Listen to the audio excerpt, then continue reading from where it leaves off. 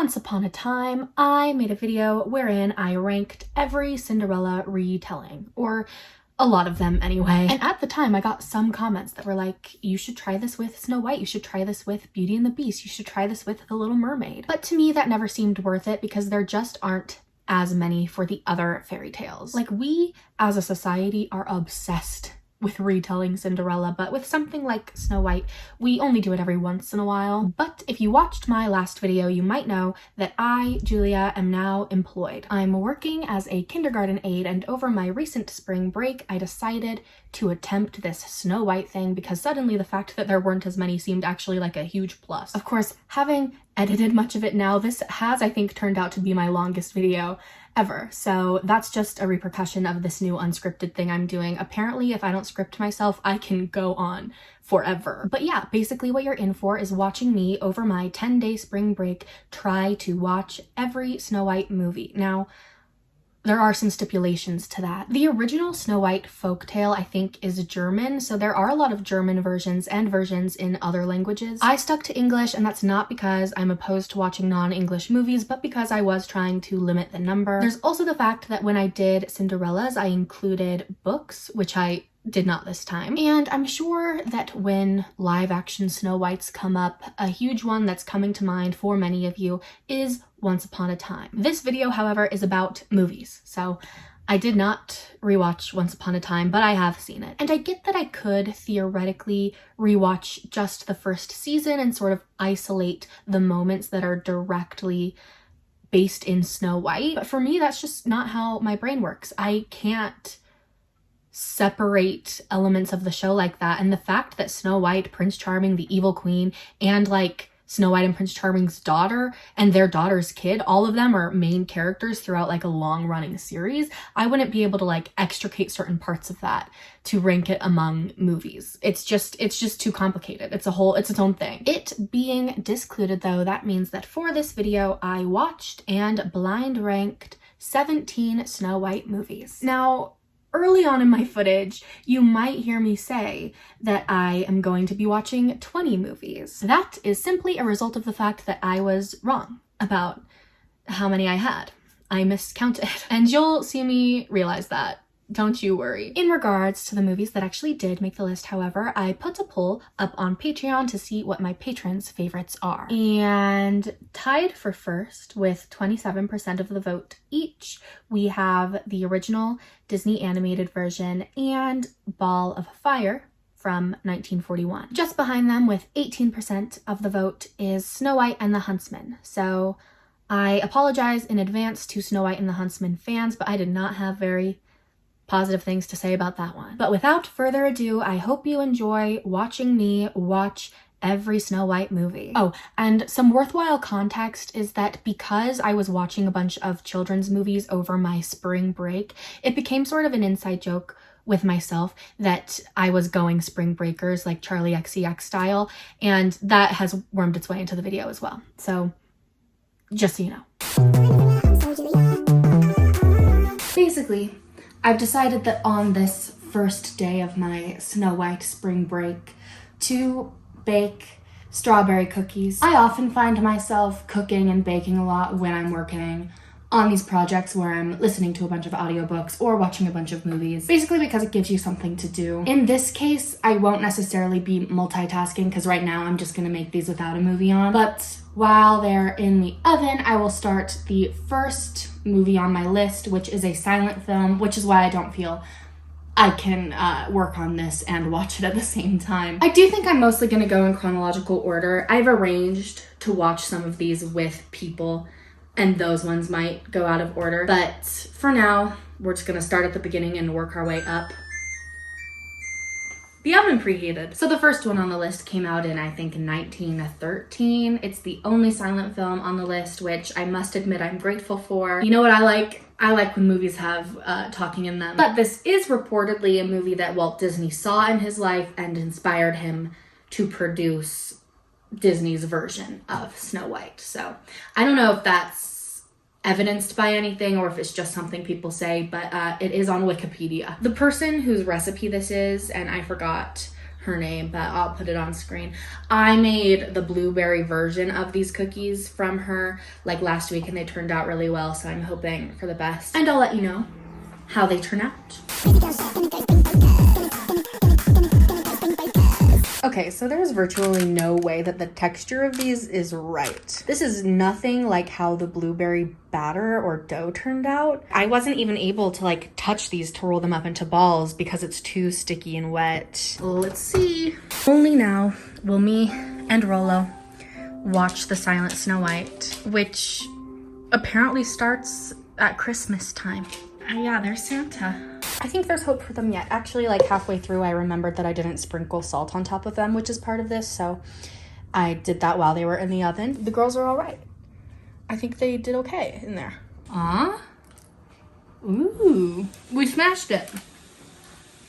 Good job, everyone. I finished Snow White of 1913 and then decided that I felt like shopping around, so I hopped in the car that I recently bought, by the way. I'll insert a photo from the outside. It's super cute and blue. I love it. I think I'll be naming it Bluey because that's what the kindergartners I work for think it should be called, and in a way they did pay for it, so I'm gonna take their word for it. I think it's a cute little name for my little blue car. But the point is, I'm going shopping because I would like to get a gift for my older sister who is about to have her second baby. And while I'm out, I'll probably pick up some dinner that I will eat while I watch the next movie on my list, which will be Disney's original animated Snow White. Anyway, thoughts on Snow White, the silent film of 1913. Perhaps my favorite silent film I've ever watched, and obviously I haven't seen many, but I watched 2 for the Cinderella video that this video itself is sort of a sequel to. And I've seen a few for film and video production classes I've taken in the past, so I'm not totally unexperienced in the realm of silent films, and generally I would say I watch them and feel like I can't track what's going on that well, and when I can, that I'm quite bored and that I just wish I could hear somebody talking. And I know that that isn't very highbrow or cultured of me, but I can't help it. They're hard for me to get through, and this one I would say I followed pretty much the whole time. I knew what was going on. There were a lot of subtitles that served as dialogue. I think that might have helped. I just really want dialogue. I love dialogue. I love it very much. It helps obviously as well that this is a relatively straightforward adaptation of Snow White as we know it. I think it was an adaptation of the play from back in the day. Like, even the 2 Cinderellas I watched for the Cinderella video just felt all over the place, like they weren't always doing Cinderella things, and that's why it was really hard for me to be like, okay, wait, who is this character? What's going on here? This was Snow White. Deviations from the version that I'm most familiar with, which would of course be the Disney movie, would be that the evil queen and the witch are like 2 separate entities. That was interesting. Also, unless I misinterpreted this, the queen comes up with a sort of cover story for her sending out a hit on Snow White, which is that Snow White is being sent away to like a boarding school, and I haven't seen that in another version before. I don't know if these are elements that are present in like the German fairy tale that was transcribed by the Grimm brothers. I could look that up. Perhaps I should become an expert on the Grimm version before I embark on a video like this, but I guess I don't feel like I need to. I think that most Snow White retellings of the last 100 years take after the Disney movie. But based on my general impressions, I do think this one has more in common with the original fairy tale, because I believe in the original fairy tale there isn't a true love's kiss that cures the curse. I think that she like chokes up the apple, and that's what happens in this movie. Something I don't know about the original fairy tale is whether Snow White's father is present throughout all of the mistreatment the way that he was in this movie. That's something that felt a little off kilter about it to me, because in my mind her dad has to like have died along with her mother or like gone away somewhere, and that's when the evil queen is able to like start mistreating Snow White. In this version, the dad's just also there the whole time, and it's like, great, thanks dude for your help. But like, it was cute and I enjoyed it. For a silent film, I do think I had an okay time. I was particularly charmed by the romance, which surprised me because I didn't even expect the prince to show up prior to Snow White being unconscious, because I think that's how it goes in the original tale. But he shows up early on in this one, and there's a part of it where I think he's falling in love with Snow White and believes her not to be the princess because he's like promised to the princess and then falls in love with who he believes to be her handmaiden, and then that actually is Snow White. I think that's what happens. But isn't that a cute little spin to put on the thing? You know, he's not just her betrothed, he's like falling in love with her personality independently or whatever. That's fun. What's less fun is that he is her cousin. I didn't know that he was her cousin until he said, "I always dreamed of marrying my cousin." And I hope he means that in more of a way that is, I knew I was betrothed to my cousin and I was excited to marry her, and less of a way that's like, any cousin I would have married, I have just always wanted to marry a cousin. I gave it 3 out of 5 on Letterboxd. I liked it as much as I could like a silent film, I think. And I'm sorry to film history for saying that. Onwards and upwards. Taco Bell and Disney Snow White. That's what I call going spring breakers. Am I right, Rollo? What's up? Welcome to day 2. If it seems brighter in here than usual, I currently don't have blinds, so that's why. Anyway, I did finish Disney's original Snow White last night, but I was surprisingly tired by the end of it, so I decided to sleep on it and only update you in the morning. Is it the morning? However, no. It is 3:58 p.m. and that's when I have gotten around to it. Yeah, I had bigger plans for today. I got up bright and early, walked the dog, hopped in the shower, painted my nails this like dark maroon color that was sort of meant to be a Snow White homage because I just didn't want to go bright red. I don't really like the way bright blood red looks on me. It's not my thing. The other day I was supposed to wear red to school and I realized that I don't own that. I can't do that. The point is, I painted my nails. I was gonna sit down, film a little review of my Snow White rewatch, and then hit the road because I wanted to do some more solo shopping today, but it's like gloomy out there today. I couldn't. The planet doesn't realize that it's literally spring break. So I've been sort of bed rotting and watching YouTube videos all day, but I am on a 2 movie per day schedule, meaning I've got to get this show on the road. There's only 18. And before I watch anything today, I feel I have to blind rank my day 1 contenders. So first of all, the Silent Snow White of 1916, I believe I've been saying 1913, it's 1916, would probably be middling for me. I don't feel overwhelmingly positively or negatively about it, and thinking ahead about what else is on this list, I do think I'll dislike more things than I like. So if it was going to be either 10 or 11 to straddle the middle entirely, I guess I'll give it the higher option of 10. And it's just called Snow White, but I should write something that makes it more clear what I'm talking about. Okay, I just wrote Silent 1916 because I do think a lot of these movies are going to have to go off of nicknames just because of the amount of space I've given myself here. Now, I guess I'll set this aside before I start talking about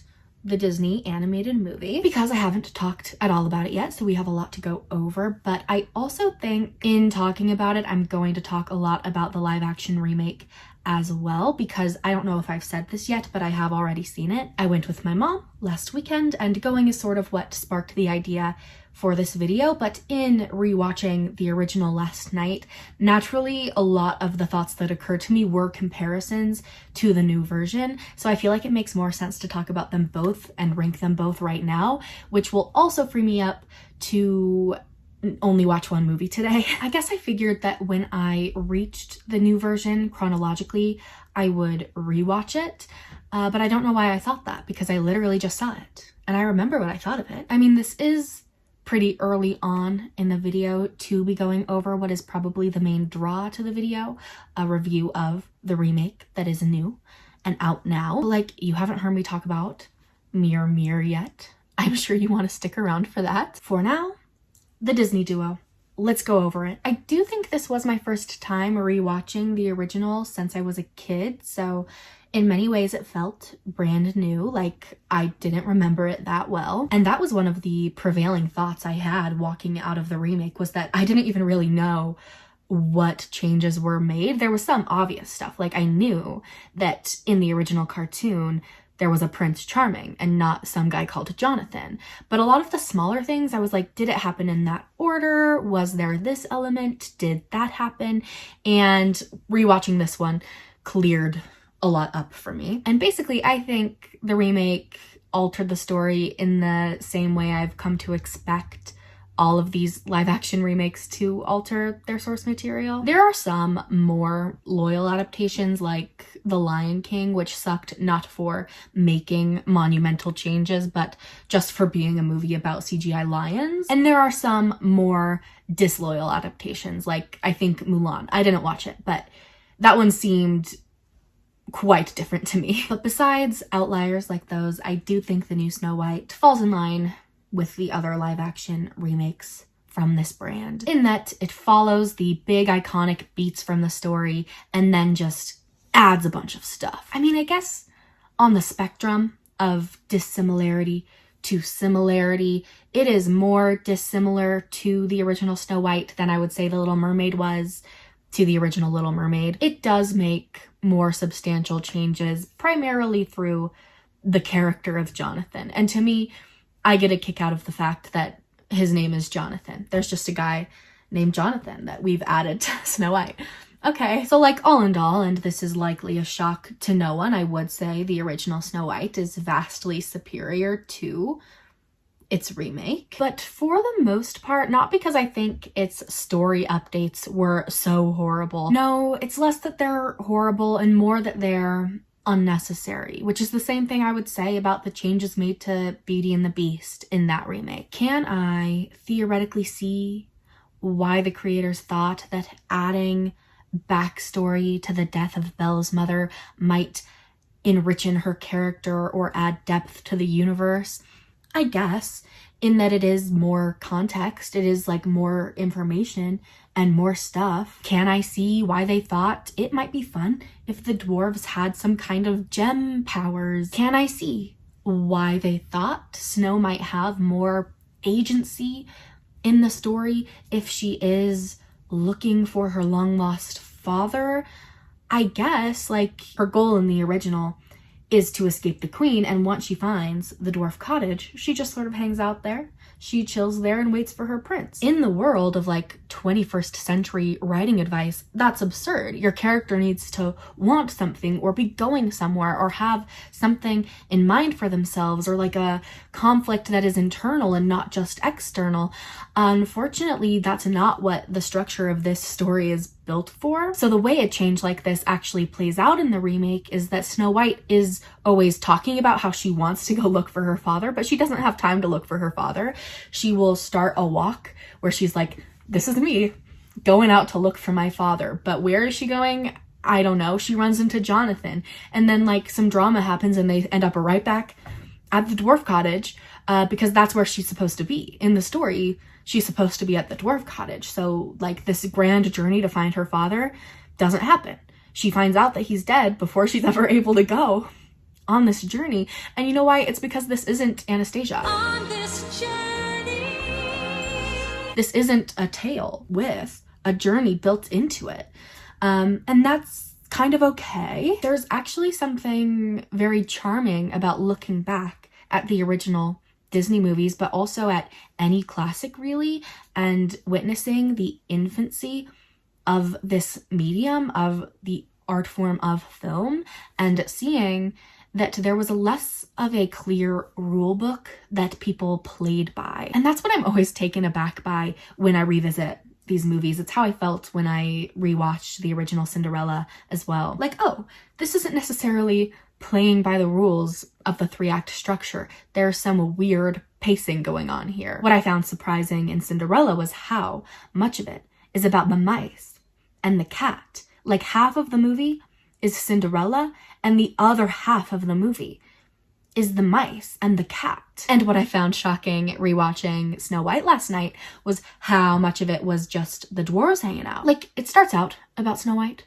She's wishing at the wishing well. Then she meets her prince and the evil queen puts out a hit on her. So as you know, she stumbles through the scary forest, winds up at the dwarf cottage. She cleans it up till it's spick and span for them. But once the dwarves are back in the picture, there is so much dwarf content, uninterrupted dwarf content. The actual sequence of them like tiptoeing around their house because they know somebody's there, they can't figure out who it is, that lasts so long. And then even after they meet her and they bond a little bit, there are long sequences with Snow White totally absent because it's just the dwarves. Namely, the sequence where they are taking a bath together. So long. I think I wrote in my notes, can't believe I'm halfway through and the dwarves are still learning to take a bath. Where even is Snow White at this point? And that is sort of frustrating to me as an adult viewer who does want to focus on the A plot, and that's how I felt during Cinderella as well. Like, okay, I really love the Cinderella parts of this movie, but why is so much of it just Tom and Jerry? But I always come back to the fact that this is family-friendly animation in its infancy. Believe it or not, I don't consider myself a Disney adult, and I'm not really clear on the lore of it all, but I do believe it was a pretty novel idea at the time to make movies that were both for children and adults that the whole family could enjoy. So you have your Disney princess for, I guess, moms and daughters, but like your brother needs something too, and that's all the dwarf and cat content. And in a technical sense, I do think they've improved at interweaving all of these elements together over time, which is why I would say I broadly prefer the Renaissance films to these OGs, but still there is something beautiful about looking back at what a film could be back then, where now everything feels a little bit more rigid, a little bit more paint by numbers. I mean, I guess in 1937, your movie could include a 10-minute sequence of some little men taking a bath, and no execs would make you take it out. And this comparison between what we expect to see from Disney output now versus what it was capable of when they were making the first movies of their kind extends, I think, beyond just the scene-by-scene structure of these two movies, but also just their vibes and their tone and their soundtracks. The soundtrack is probably the easiest example to point to because going into this rewatch, I didn't really remember most of the Snow White songs. I remembered Hi Ho and I remembered Whistle While You Work, probably because I just watched the remake the other day and those are the two it has. But I was still taken aback by how much I preferred the original's soundtrack to the remake's musical soundtrack, and I knew coming out of the remake that its songs were some of my least favorite things about it. I just didn't realize that a huge part of that was the fact that it didn't melodically or like in terms of space and time try to take after the sound of the original at all. I believe most of the new numbers to have been written by Posick and Paul, who are a very popular songwriting duo who have definitely worked on something you've heard before. They worked on Dear Evan Hansen, they worked on The Greatest Showman, they worked on La La Land, and I like some of those songs. The main thing they've worked on that I hold near and dear to my heart is Dogfight, the musical. Oh, how I love Dogfight, the musical. Actually, while I was baking my strawberry cookies yesterday, that's what I was listening to because this whole Snow White thing has brought me back to Dogfight. I'm looking at their Wikipedia now. They also did that new Speechless song in Aladdin's remake. I did not know that Lizzie McAlpine helped write A Hand Meets a Hand, which I believe was a song that played like while Jonathan and Snow White were staring at each other in a way. It wasn't my least favorite, and I love Lizzie McAlpine. No, my least favorite was the one they sang at the tail end, like right before the credits rolled, and the whole kingdom was involved. It's like a stomp song with everybody around. Where the good things go.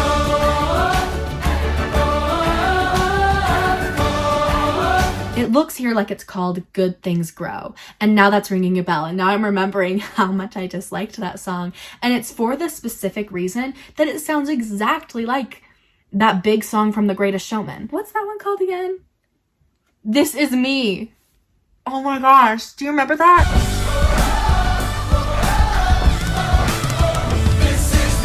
I don't even hate that that song that much.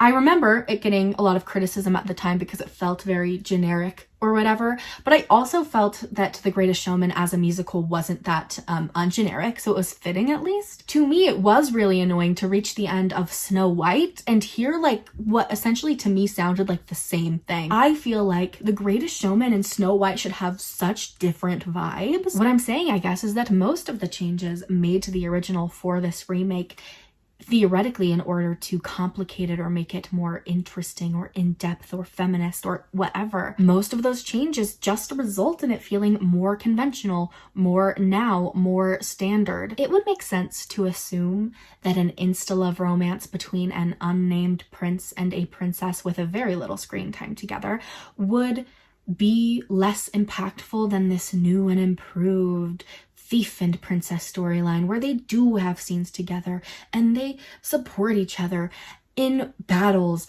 or whatever. But all you actually accomplish in doing that is turning it into a different kind of tropey garbledygook, because the structure of this story isn't built to withstand that kind of romantic arc. I love Rapunzel and Flynn Rider. I love Anastasia and Dimitri. These are similar romances in their own way, princesses and outlaws. But both of those movies, both of those takes on those tales were conceptualized from the beginning to support the weight of those romances. Those movies center those romances. Snow White, on the other hand, when you are trying to follow in the original's footsteps and include all of the other stuff that is supposed to happen, is just not built for this romance. They can't go on a long and winding journey together, the one that they are supposed to go on to find her father, because there's not time for that. That doesn't happen in the story. And that's the thing about the changes they make to these live action remakes, is that they can't change enough to support those changes. They do still, at a fundamental level, have to follow in the original's footsteps. They do have to do the things the original did because they are remakes, not necessarily adaptations. So you can add a bunch of stuff, and if the story isn't built to withstand that stuff, then it's just not really going to change anything for real. And on that note, I guess I should address the question of whether or not this remake was able to successfully girl bossify the original. I would say sure. You know, first and foremost, I do think it is worthwhile and interesting to analyze these live action remakes through a feminist lens, partially because that's part of how they are sold to us, right? The question of whether or not they are successful at making them more feminist, the question of whether or not they were ever anti-feminist to begin with, is interesting to me. But I don't think any of this conversation should ever be pinned on the actresses playing these princesses. So like when Rachel Zegler, prompted in an interview by Gal Gadot, mind you, says that this version of Snow White won't be waiting for a prince. That is not going to be saved by the prince. She's not going to be saved by the prince, and she's not going to be dreaming about true love. She's dreaming about becoming the leader she knows she can be. If you think that is a stupid way to adapt this movie, then that is to be taken up with the people who wrote it. If you think that is a stupid way to advertise the movie, then I guess you have an issue with every live-action Disney princess. We wanted to make her stronger, less passive. I guess the main difference is the relationship with a prince, that she's not waiting for a prince to save her. Or more accurately, you have an issue with the media training, with the lines they have been fed to say, because that is the way they have chosen to advertise these live action remakes. That is the way they have chosen.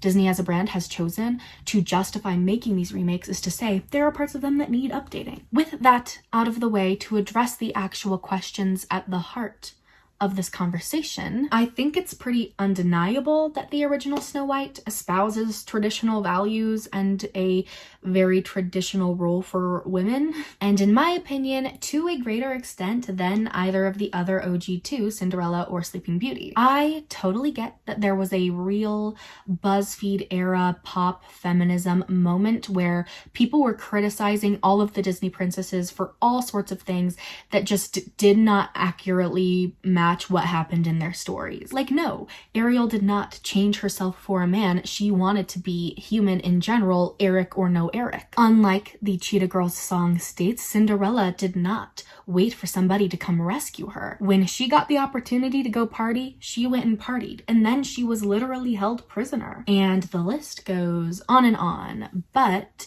if there was ever truth to the idea that princesses waited around for princes to save them, it is probably best evidenced by Snow White. Like, Aurora didn't even really have the option to not wait around because she was just asleep, but Snow White does quite literally sing, "Someday my prince will come." Someday my prince will come. Don't get me wrong, she was forced out of town by her stepmother who is trying to kill her, and I don't think there is a smarter course of action to be taking than chilling at the cottage. I think chilling at the cottage is a great idea for her. But while she's at the cottage, she does become a surrogate mother for these dwarves. You'd think their mother would.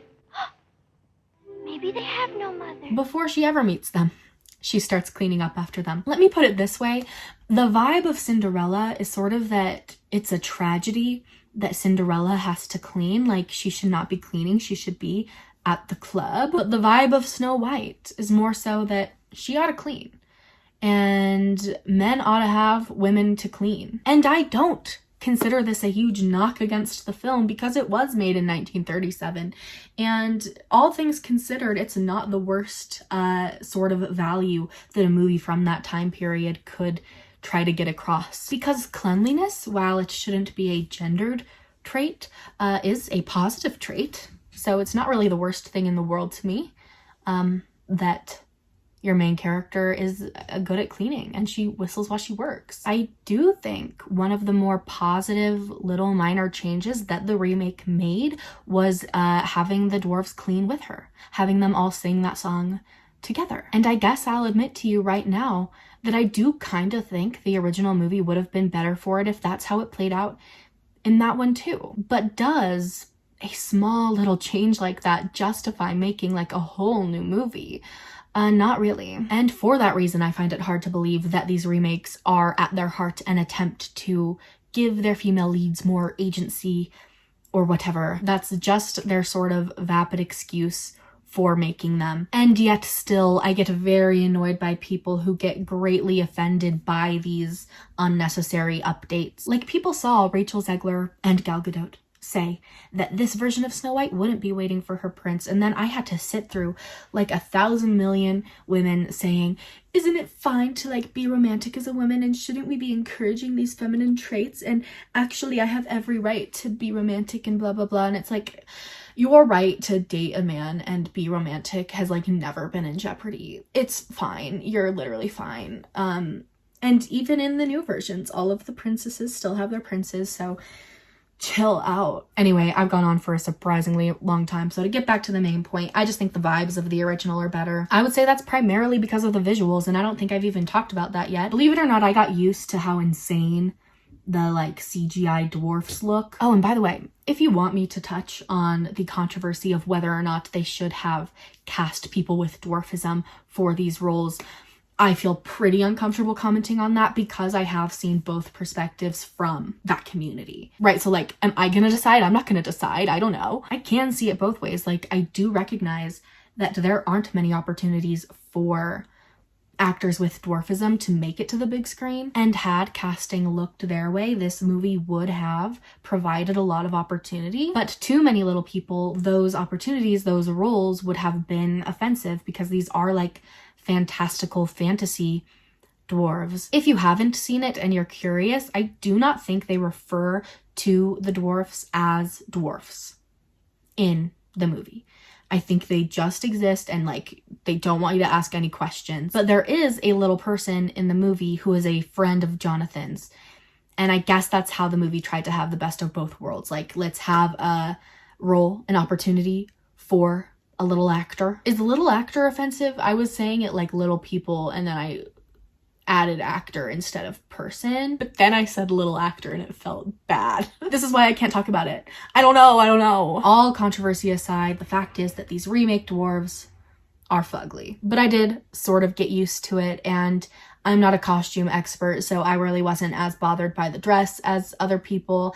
And there were some lighting moments that I liked. I did think they remade the scary sequence in the forest kind of well with like cool lighting. I'm just always struck when I watch the original movies by how visually beautiful they are and how much I miss like hand-drawn animation. I think one of the primary sequences where the difference was really noticeable to me was the huntsman sequence. I told my mom on the way home from the remake that I felt like Snow White had to say something or do something to impress the huntsman so that he wouldn't kill her. It felt so weird and random to me in the remake that he changed his mind about killing her. So I felt like I needed a line of dialogue where like while she was collecting apples in her basket, she said, "Will you take these to the townspeople for me?" Because then he'd be like, wow, she's like an altruist. I can't kill her. And that would have been cheesy and on the nose and weird, but it would have made the sequence make more sense to me. And then I rewatched the original and she doesn't do anything differently in that one. It just comes across differently because of the vibes and the tone. There's a particular set of frames where he's in the background and it's like dark in his corner and she's in the foreground, la-di-daing, being a princess. And I can just feel in that version his darkness and her lightness, and the fact that he changes his mind just tracks on a visual and like tone vibe-based level. I feel like darkness and dreariness in general is something that is missing from these remakes because for some reason they try to like wipe them clean of anything a little edgy or interesting. So like in the original, perhaps you remember, the huntsman kills a pig and brings the heart to the evil queen.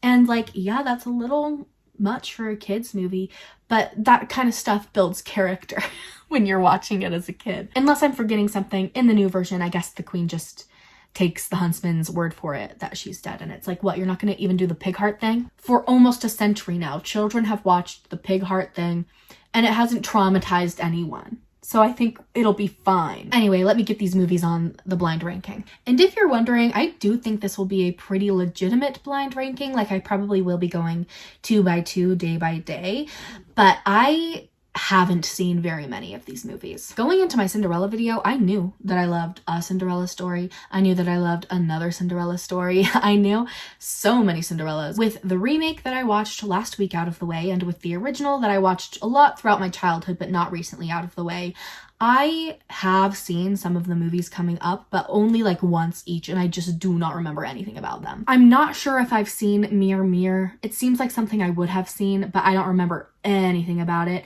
I know that at some point I saw Snow White and the Huntsman. I remember not liking it, but I don't remember anything besides that I didn't really vibe with it. And I saw Sydney White once. I also remember not loving Sydney White. As far as where these will rank, ooh, I don't know. The question I'm asking myself right now is if I think anything on the list would outrank the original Disney animated Snow White. Mind you, I don't consider it like sacrosanct. I ranked other Cinderellas above the original Cinderella. In this instance, I'm not sure I'm convinced that I will love any other Snow White better. But I do feel like there's a room for me to. Like, obviously, I respect its contribution to film history, and I did enjoy it when I watched it last night. But I definitely could like a Snow White better. I don't know if that movie exists, but I know that I could like one better. So I'm gonna just put it second. Waltz 1937. That leaves room for something else to blow me away and for me to come away from this video with like a favorite Snow White. As far as where the remake shall fit, it's going to be on this side because I feel more negatively about it than I feel positively. But there's no way it's going to be the worst or the second worst. The thing about these remakes is that they can be very hated because they are being compared to the original and because they exist as like cash grabs.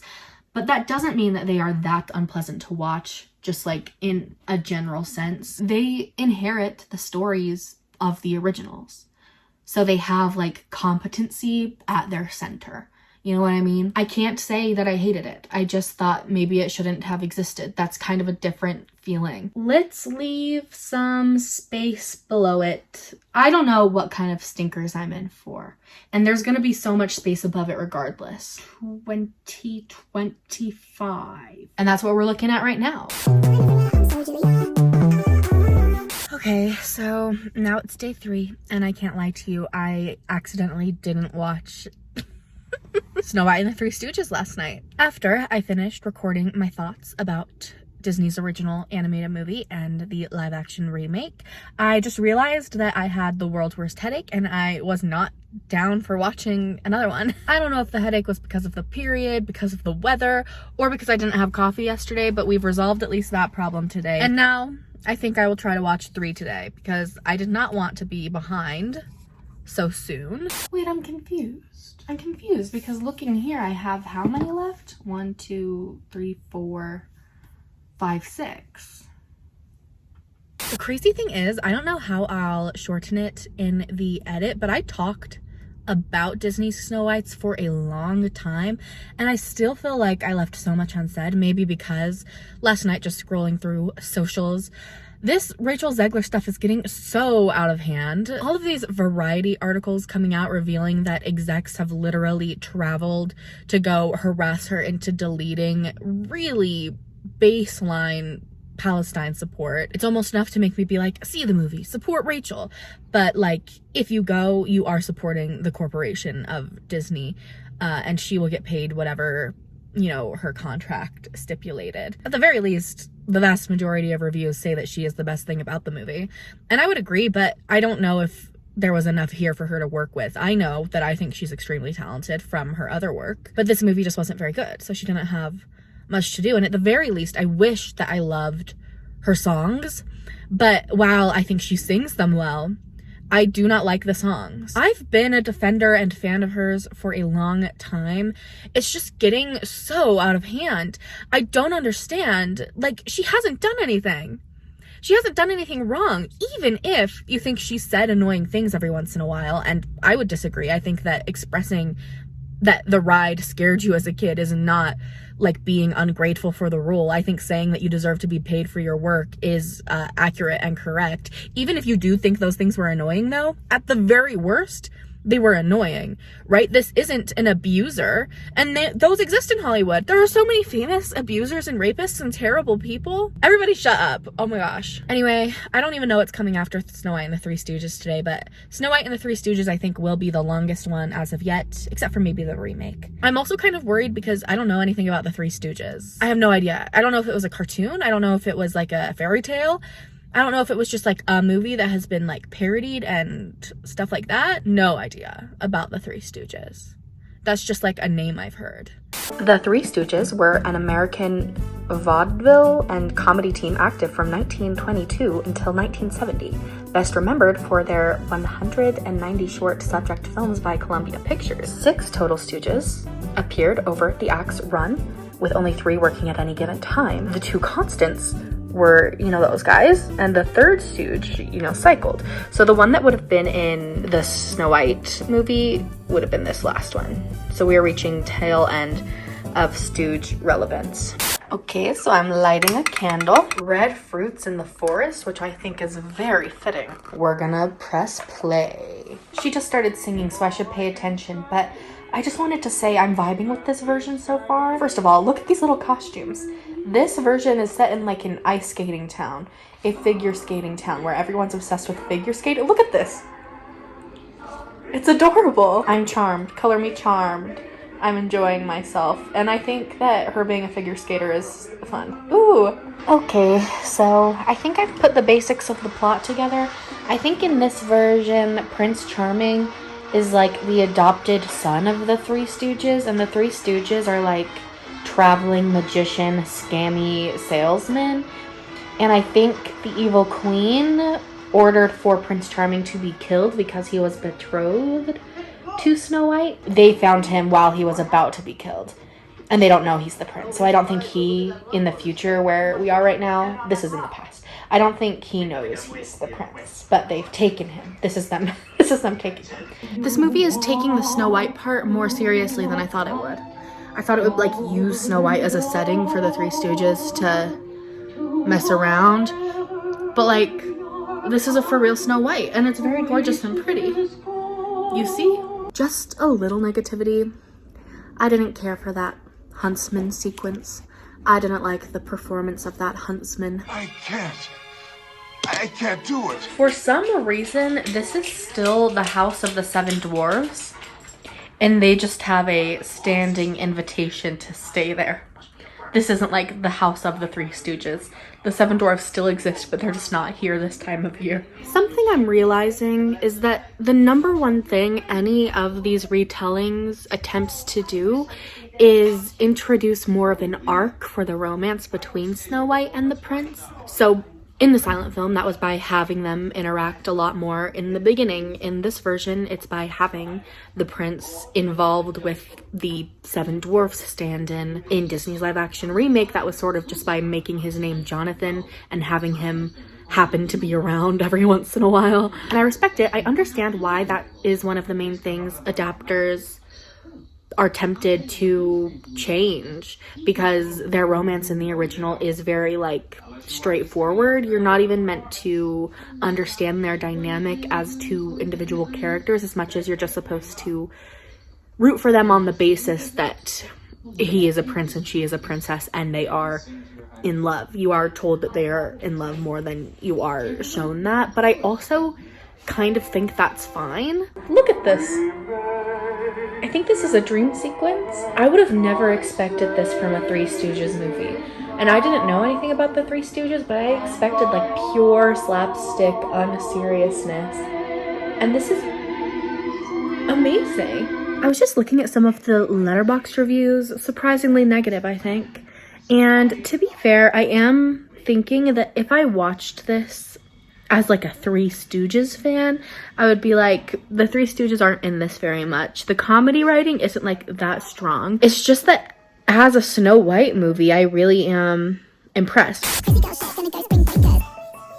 Okay, onward to this version from the 80s. They're singing in this one too. I'm feeling this.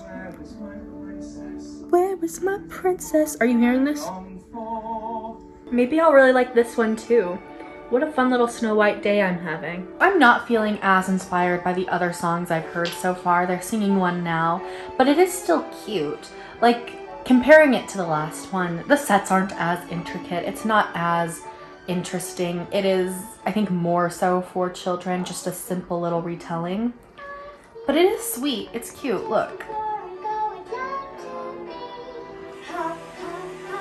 Snow White has the cutest little relationship with her dad in this movie, and he's probably gonna die. It's going to upset me, and normally, you know, I don't get so attached to this relationship that it really matters. Oh, it's time for the Evil Queen song. Let's see. I mean, okay. Ooh.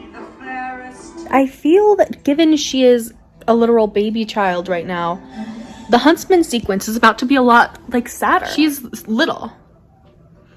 And she's about to be killed by this man. Okay, he did just let her go. But when her dad is still alive, it feels like not that noble that he disobeyed the queen, right? Because he could just go tell the king, who has a very good relationship with his daughter, that the queen is trying to get his daughter killed. And then, you know, he'd sort that out. Like, the queen can't do anything to you if you're just honest with the king about this. This is what I don't understand. Matter of fact, what's stopping Snow White in this version from going back to the kingdom and telling her dad that the queen tried to kill her? Cute. I didn't mean for so much of this video to be me filming the TV, but it's just what's working for me on this 3rd day of Snow White spring break. I think the king just died via voiceover.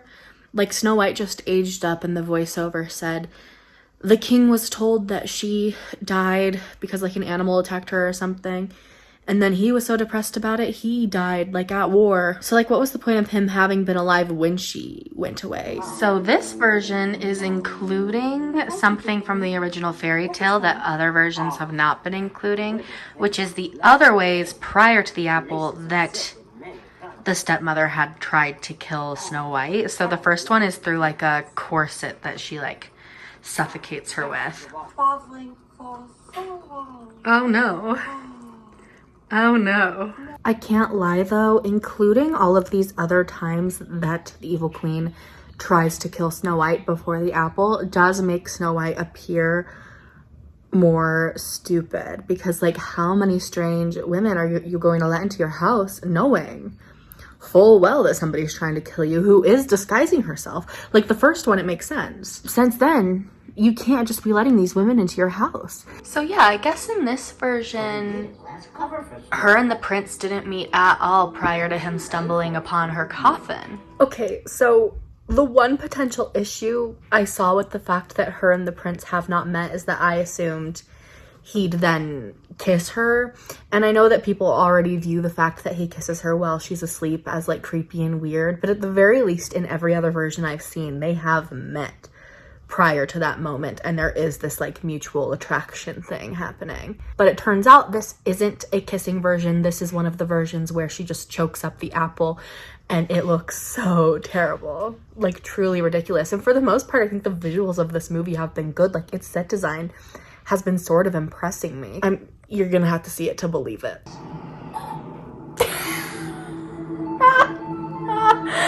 It flew all the way to the castle and hit the queen.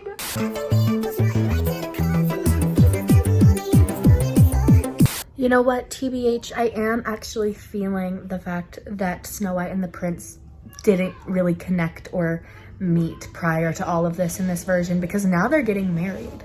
Like they met when she coughed up the apple and then immediately went back to his kingdom and said, we are getting married. So now they're getting married, and like they have never had a conversation before.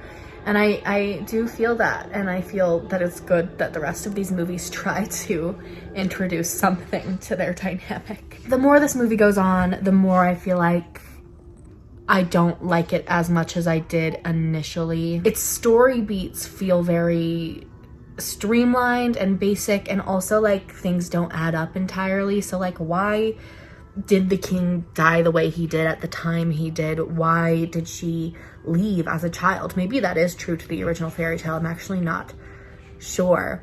But then that creates like more conflict in my head of like, her dad was still alive. She didn't run back and try to tell him. The huntsman didn't try to tell him. And then later at the dwarf's cottage, when the queen is trying to kill her, she does it in like 3 different ways, 3 different times. And that is true to the original fairy tale. But I do think it makes Snow White come off as less smart. It's like, girl, stop accepting gifts from random ladies. And then you reach the ending here and it just feels rushed. Like she's marrying this prince now.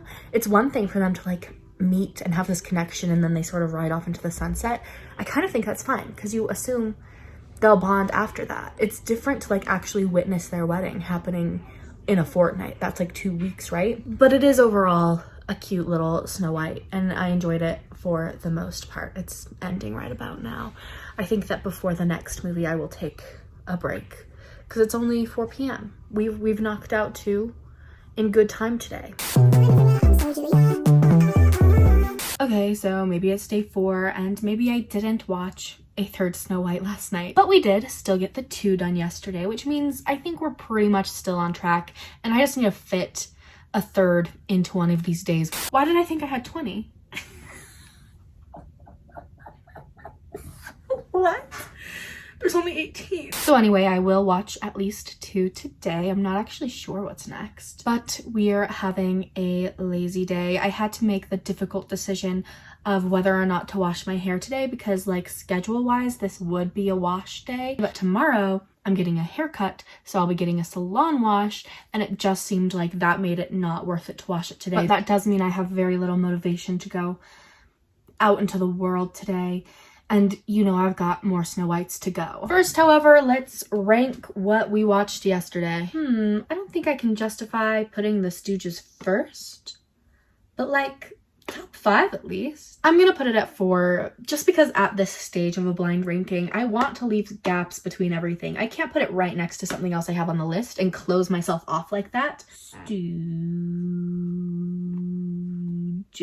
Now the other one we watched yesterday, I will likely write down as Canon Group or something because that is the distributor or production company, and they seem to have done like a number of little live action fairy tales. That's the title that will help me remember it because that one is just titled Snow White. And that one's hard to rank because I was sort of delightfully surprised by it, but not necessarily impressed. Like I don't think it was so fantastic as much as I was like, you know what, this is cute. And it's all right. So you know what I'm gonna do? I'm gonna pair it with the silent film in the middle, and it will just take the other middle spot on the more negative side. And I think that makes sense to me. So here is our ranking thus far, and there hasn't been much time to mess anything up yet, but I'm feeling good about it right now. 1989's Happily Ever After appears to be next, and that one I think is animated. I think it's also pretty short. There are a lot of like Snow White short films or like episodes of TV, so I was looking specifically for movies that were over the hour mark. That's sort of what I consider feature length. I believe this one is right around the hour mark. Let me look this up. Yes, according to IMDb, it is an hour and 15 minutes. Visually, the cover anyway looks just like something I would have rented at Blockbuster as a kid, like one of those straight to video, less popular fairy tales that, like, you know, was a hit in somebody's house. Somebody had this version of Snow White and it was their whole childhood. I wouldn't be surprised actually if I had seen this at some point in my life. Something about it is weirdly familiar to me. Especially actually this character in the back. Look at this guy I'm zooming into. Do you see him hiding behind that tree? Hold on. There's no way. He's sparking a memory for me. I actually have some animated character that has lived in the back of my mind who is like a cloaked figure like that, who I've always not been able to pinpoint in my mind who it is that I'm thinking of, that like scares me. I think of that character and it scares me, but I don't know what it comes from. And maybe this is it. It could be him. I do think watching this movie, it will become clear to me. I have been wrong before. I've seen cloaked figures in trailers and stuff and thought that must be the cloaked figure of my imagination. But it has not turned out to really ring a bell. We will see about this one. After that, we should have Snow White, A Tale of Terror. Let me look this one up again, actually. Oh yeah, this one has Sigourney Weaver in it. And I'm not going to promise a third one again. We will see when I actually end up doing that. But I think it's time now that today I start watching my Snow Whites. It's time to go spring breakers. I'm fairly confident that I have seen Happily Ever After before because I think that is the cloaked man of my memory. I wish there was some way to prove how monumental this is for me because, like, I swear every time I walked through the DVD section of a store, I was looking at the covers trying to find this like long lost piece of my memory, and I've never even really talked to anybody about it because I felt like a little bit crazy. I figured he was probably just like a nightmare I had once that I had, you know, reassigned to a movie somehow in my mind. But every scene this character was in, like, was drawing from deep recesses of my mind. The weird thing is that nothing else in the entire movie rang a bell. Not anything else. And that's actually sort of emblematic of my opinions on the movie. This cloaked figure is a really interesting part of it, and everything else is like so boring and aimless. So basically, as its name suggests, Happily Ever After is the story of what happened after the original fairy tale. I was actually kind of worried like 10 minutes in that there was a prequel to this and this was a sequel to like an original movie. But I did some, you know, Googling and whatnot, and I don't think that's the case. I think they just started with this one. And the villain is the evil queen's brother. So he wants to turn everyone into stone, and that's his whole thing. So the movie starts with Snow White and the prince like planning their wedding. Everything's hunky-dory, and then they're attacked by this guy who can turn into a dragon also, by the way. And because of that, Snow White and the prince get separated. And Snow White on her own goes to get help from the 7 dwarfs, but apparently their house has been overtaken by some ladies who call themselves dwarf elves. I don't know. They have all been given powers by Mother Nature. So like one of them is in charge of mud, and another one is in charge of animals, and another one is in charge of thunder. Her name is Thunderella. Then I can be the best that I can. I can. I did not care for them. I wish I could tell you that I did. Because in theory, I'm a supporter of replacing male characters with female characters. But the vibe they brought to the function very much reminded me of a Cinderella cartoon that I ranked lowly. That's what the beginning of this movie is like. It's just like meeting a ton of annoying characters that don't really matter and having them sing little songs that don't really matter. Like, this whole movie wasn't necessarily a musical, but early on there are 2 random musical numbers. Put it all together and hope for the best. And yet no song from Snow White, no song from the villain. That's why I say, like, this isn't a musical. It's just a weird situation where maybe at the start they wanted it to be, or maybe like just the dwarf elves sing. If this movie was just the dwarf elves and like stupid songs sung by them, I would have given it a 1. I would have hated it entirely. There is still just this redeeming element of the cloaked figure. He basically follows Snow White and the dwarf elves around throughout most of the movie and helps them escape various dangerous situations. He seems to be trying to protect them, but he's also very like skittish, doesn't want to interact with them, runs away when they try to talk to him, and seems to hate his reflection. It was at that moment, actually, when he was stomping on his reflection, that I realized it was the prince. He had been cursed and transformed by the villain. And I can see why, even beyond just the visual level, because I do think this character design is very like intriguing and memorable. I can see why this character stuck with me, because I think that is actually kind of romantic in like a scary way that must have stuck with a child version of me. I kind of dug that part, and for that I gave it 2 stars. I wish that he was in more of the movie and there was less, you know, like bogus nothingness happening. On to the next, I guess. Alrighty, so I've got my galaxy lamp out because I think it does create a really great atmosphere to watch a little movie on my laptop. It's also raining outside. The vibes are good for a movie night. I'm enjoying this so far, and I am so sorry to Snow White, A Tale of Terror, for not recognizing your game because you had such a terrible poster. I mean, we'll see. Things could go downhill from here, but it's definitely not seeming as like cheap looking as the impression I got of it. And Sigourney Weaver just showed up, but her performance as the evil queen is intriguing me so far because she is playing her with this like manipulative edge that makes her less, you know, in your face evil. And I think that part of the fun of the evil queen, like in your Disney version, is that she is so in your face evil. I see the appeal of that, but for a live action version, this one in particular seems to be wanting to go like dark, like rated R kind of dark. I do appreciate this different interpretation of like, I think she's going to be a little bit more low-key, especially while the dad is around, and who knows what's going to happen to him. But I'm intrigued, I'm interested, and we shall see. That's apparently her brother, but look at her, she's like clearly evil somewhere like deep behind her eyes, but in like this subtle way. It's really interesting. Ooh, are we gonna see the mirror? Okay, so TBH, Sigourney Weaver hasn't done anything wrong yet.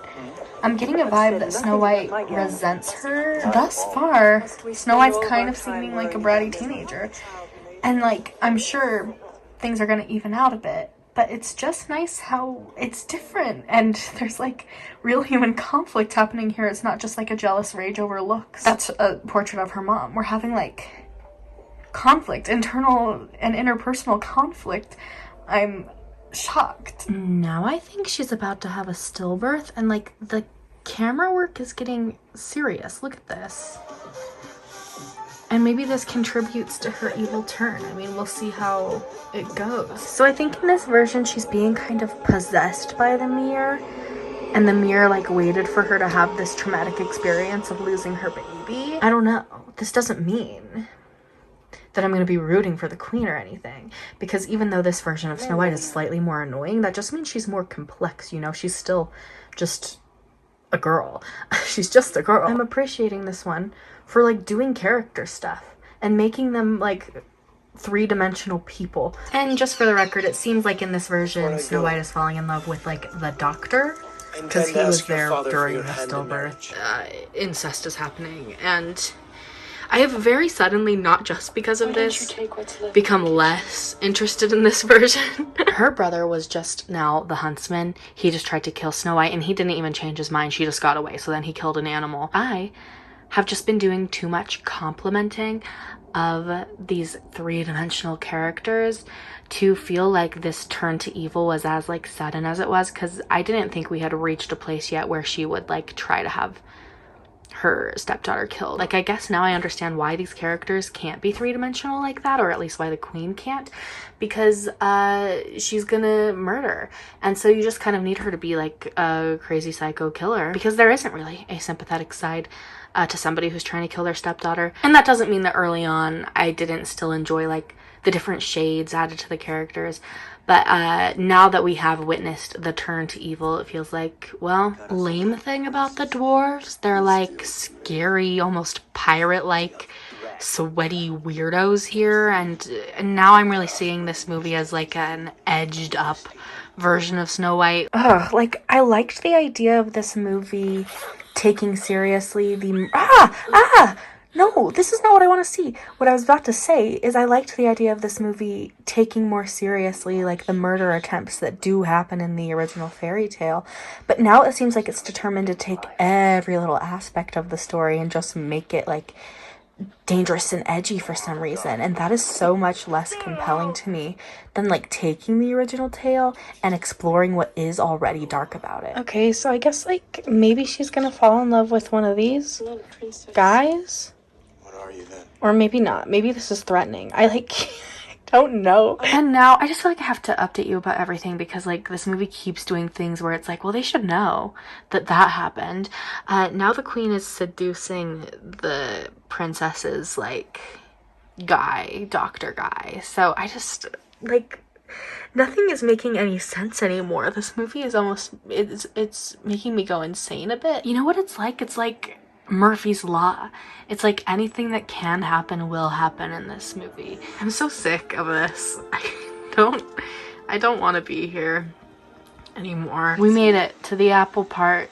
Hopefully things will start winding down soon, because we made it to the apple part. Let's go, apple part.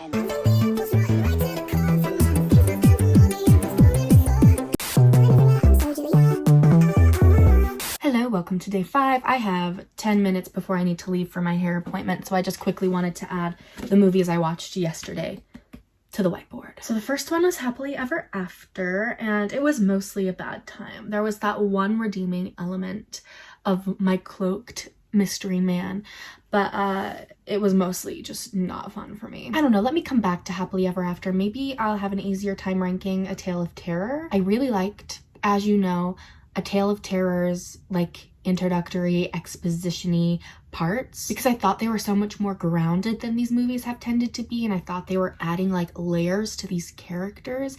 And then once the queen becomes evil, it became more like an edgy, like dark version of the story that just felt so overdone and like trying so hard. It really waned on me. It really started to annoy me. So this side is out of the question, even though initially I was like, maybe it'll be up here. This side is out of the question. The question is before or after Disney live action. These two are like the hardest I've had to rank yet. I have no idea. Let me just decide which of them I prefer. Okay, I'll definitely rank A Tale of Terror above Happily Ever After. I'm gonna put Happily Ever After at 18 and put Tale of Terror right here above the live action. That just feels right to me. But you know what's weird? That was actually a jump from 1989 to 1997. And it seems like most of these movies are 21st century and beyond. Specifically 2012 was like the year of Snow White movies. That's when Mirror Mirror came out, that's when Snow White and the Huntsman came out, and like 2 other like smaller productions that are on this list. I wonder actually when Once Upon a Time came out and if that like sparked something in 2012. Let's look this up. The first episode was in 2011, late 2011, so I don't necessarily think those other 2 movies could have done their entire like pre and post production in that time. Like they could have been inspired by Once Upon a Time and then made them. It might have just been a coincidence. That must have just been the vibe of 2012, 2011. Oh my gosh, I need to leave right now. Bye. We got quite a lot chopped off. I don't know if you knew how long this was before, but it was longer. But there's some blonde in it now. I'm really happy with these results. My aunt did it. Getting your hair done is so fun. I'm gonna go see my sister now. Actually, I don't know if I said this because I drive out like 40 minutes to have my aunt do my hair. She lives over here and my sister also lives over here. So I might as well go see her and see my little niece. And I'm gonna try to get her to watch Snow White with me. Yeah. Oh, this is my niece. This is my Anna. We're gonna watch Sydney White. I think Nugget was mad that she didn't get introduced. So that's Nugget, that's Bonnie, and that's Mater. So Sydney is sorority legacy. That's the prince. You know, because his last name is Prince. And Aquamarine is the evil queen. And that's what we know so far. Update, she's wound up at a fraternity with the 7 guys. And we ship her with the sneezy guy. Lenny is his name. We don't really care for the prince guy. We haven't seen too much of them, but every time we do, it's like super awkward and weird. I spend a lot of time in bathrooms. So this is my sister Anna. You may have met her if you've watched some of my other videos. Barbie. Yeah, she was in that one. And we watched Sydney White. She picked that one from my list. Would you like to explain why you picked it from my list? Mostly because I love Amanda Bynes. Yeah, I think that's a good reason. It seemed lighthearted and not like I had to commit emotionally to it. Yeah, I don't know. It wasn't. No, I know what you mean. It wasn't hard to like pay attention to or to follow. I could. It is. It's like the only modernized Snow White, And I think maybe that's which makes it more fun than a lot of the old fairy tale ones for children. So anyway, I liked Sydney White better than I thought because I know I've watched it before in the past and I remember not liking it very much at all. And this time I was like, you know what? There's something redeemable here. Yeah, I don't think I'm ever gonna like watch it again. Unless you decide to watch every Snow White. Right.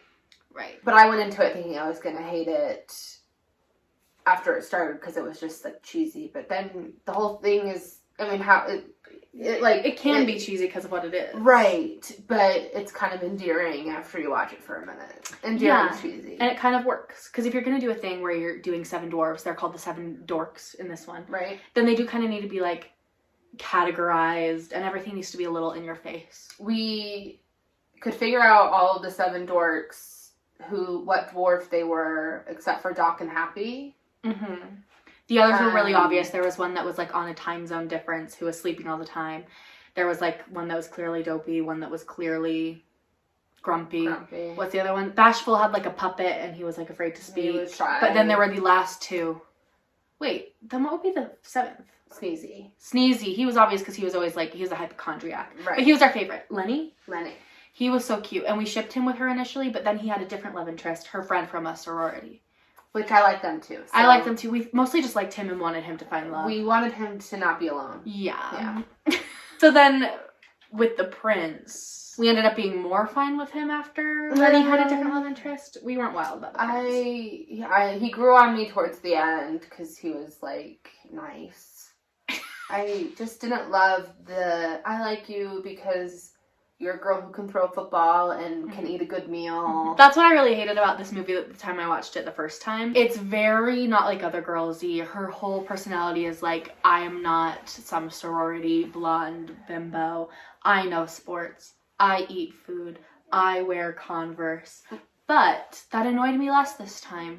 Specifically because the other girls in the sorority kind of like rebel too. So I don't feel like the movie at its core like hates women or like feminine things. Right. I think that it's just a little bit caught up in like the idea that she's so special. But she wasn't like the whole time, I can eat and I can throw footballs. Yeah, she herself was just kind of minding her business. Other people. Yeah, her like, love interest. She eats and she throws footballs. You're right. In this one, the Magic Mirror was a website that was like Hot or Not, where they're ranked all the girls on campus, and like the evil queen sorority girl was #1, and she gets outranked obviously by Sydney.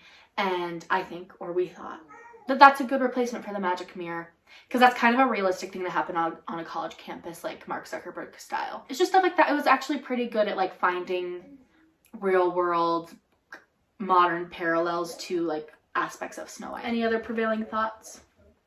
No, I liked it more than I thought. I'm glad I chose it. It wasn't a complete waste of time, and I don't know if I'll ever watch it again though. If you want, I can show them your focaccia. Is that what it's called? Focaccia. Focaccia or Pho. Focaccia, because she's making TikToks where she makes things like focaccia. And I just ate some of it. Pho? Focaccia. Okay, why? I just keep thinking you're correcting me. Anything else you want to say? Go to my TikTok and watch my focaccia. Yeah, I'll put her picture up.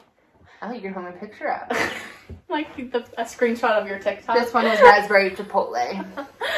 Oh yeah, raspberry chipotle. That's what's in the kitchen now. This is the raspberry focaccia. Raspberry chipotle focaccia. Yes. And Oh, and this is the last one. rosemary. Rosemary. And this is Zach. And now I'm watching Snow White: The Fairest of Them All from 2001, which multiple people have actually told me is one they are really fond of. I didn't know this was one many people had seen, but when I was tweeting about this video, people love this version, and I'm interested to see it. Update, I'd say the dwarves in this version are sort of like Teletubbies coded, and one of them... Who is it? The blue one? Where'd they go? No, not that one. Where is he? This one. Oh, the other blue one. I think he's Willow from Willow. They're kind of a vibe. Took a break from the fairest of them all to move upstairs and get ready for bed and then watch the rest in bed. And then this was in my bed from when I rushed out this morning. So I'm going to put Sydney White at 6. 6 makes sense to me, which maybe I'm overselling it a bit. I liked it. I did.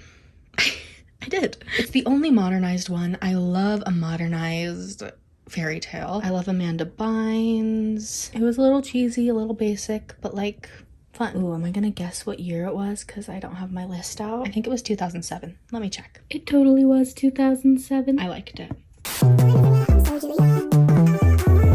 So this is my friend Hannah. We met in high school doing debate stuff.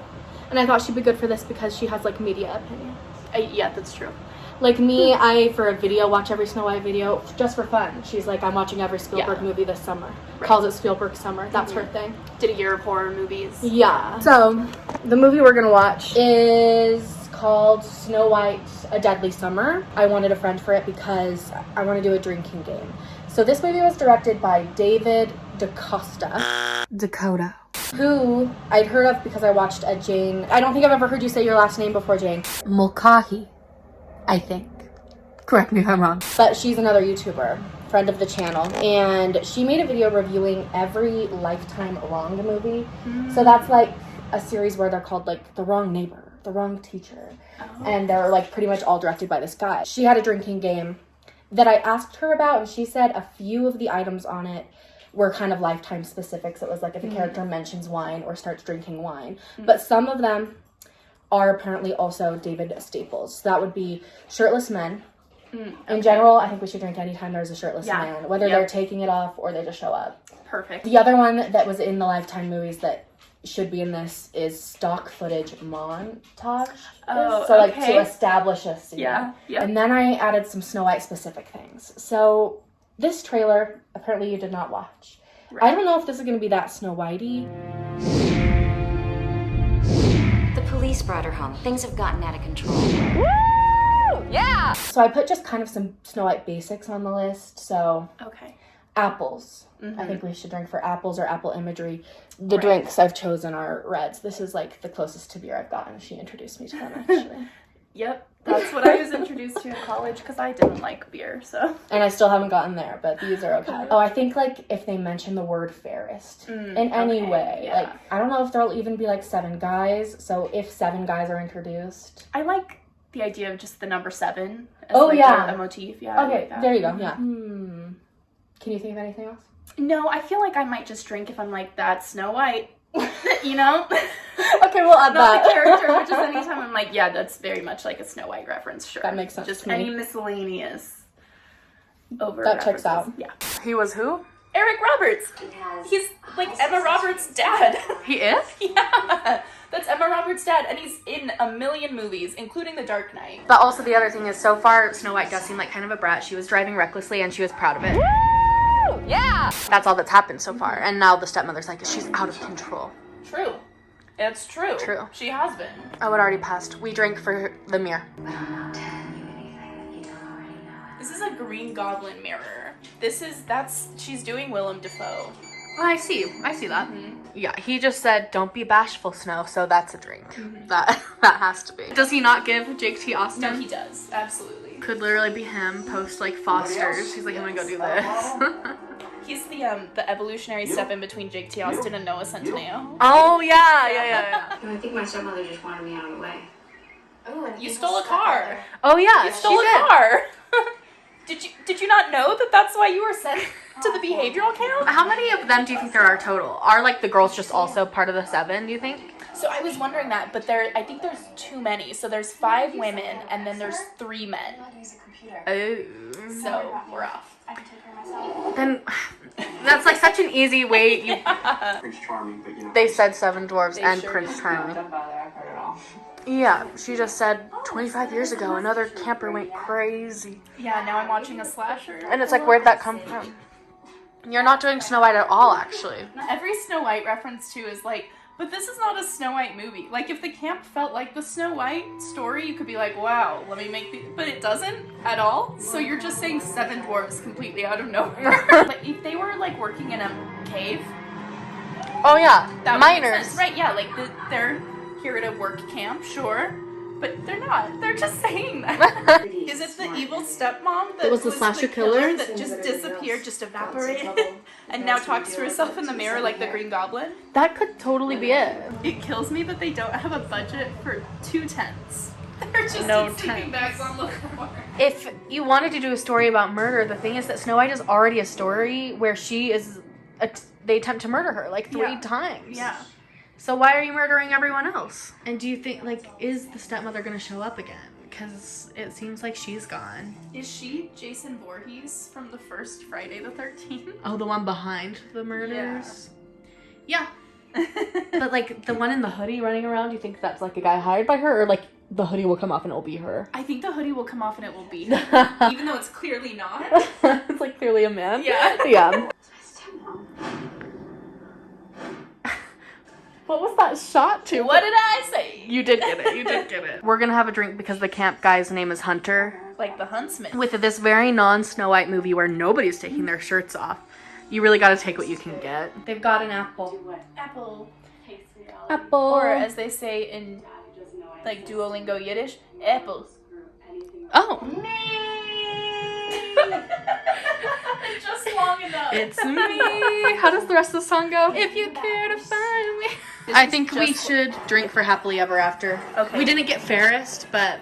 Yeah, but this is very much like the cliffside at the end of Snow White, like the cartoon. Okay, also drink for Cliffside. It was all a dream. It was all It was all a dream because she overdosed. Again, not troubled. She doesn't know why she needs help. That was... I don't understand. Okay, according to this letterboxd review, this is the first of 4 mockbuster movies that David made for Hybrid. There's Bonnie and Clyde Justified, which is actually about Bonnie and Clyde. Hansel and Gretel Warriors of Witchcraft, which is actually about Hansel and Gretel. And Doc Holliday's Revenge seems to be about Doc Holliday. So this one is just not about Snow White. And that's weird for the series? I guess, yeah. That's so annoying, because that's the #1 thing that annoyed me. I was like, this isn't Snow White at all. Not at all, not at all. It was as much Cinderella as it was Snow White. Yeah, because you only really got the stepmother. Mm-hmm. I guess I can get behind the idea of turning Snow White into a slasher. You just need to add a little more homage in there. Exactly. Have her forced out, she can run away, and then, yeah, someone's stalking you in the woods trying to kill you. Absolutely, that's Snow White's huntsman.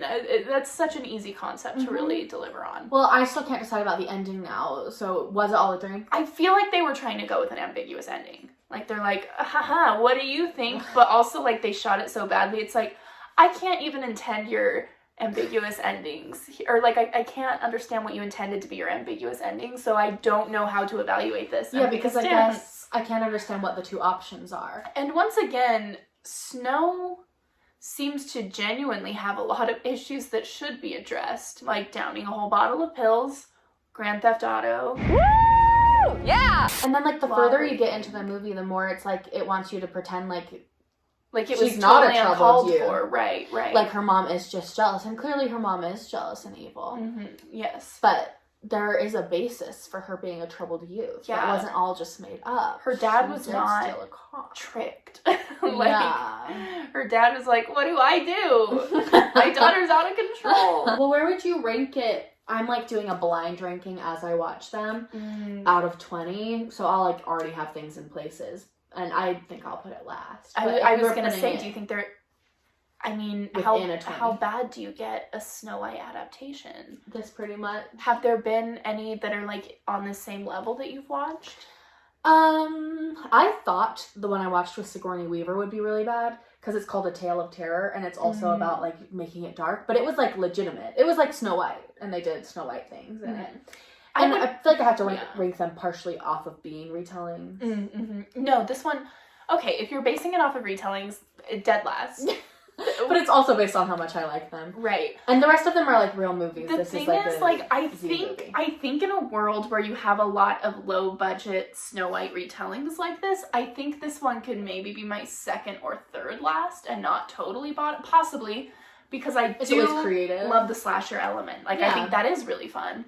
But if this is kind of in a league of its own, despite having an Oscar nominee. There are a lot of low budget ones on the list, but like not necessarily intentionally schlocky like this. Okay, yeah. Like not like the type of like so bad it's good movies. They'd be like just low budget fairy tales. Like they're doing Snow White in earnest, but they just have like less money behind them. But yeah, that's the other thing. Our drinking game was kind of a flop, and that's just because nobody took their shirt off.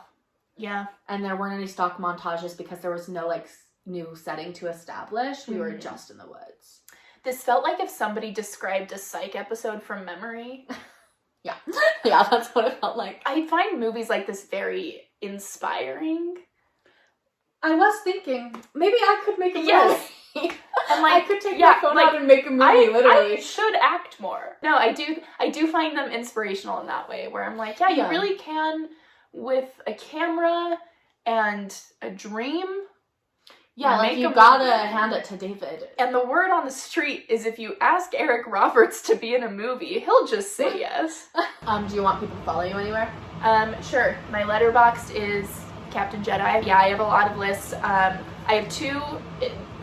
I'm gonna plug Mission Impossible 8 coming out. I do have 2 Mission Impossible ranking lists, one based on the movie and one based on Tom Cruise's hair. Very different rankings, very different. But very necessary. Yeah, absolutely.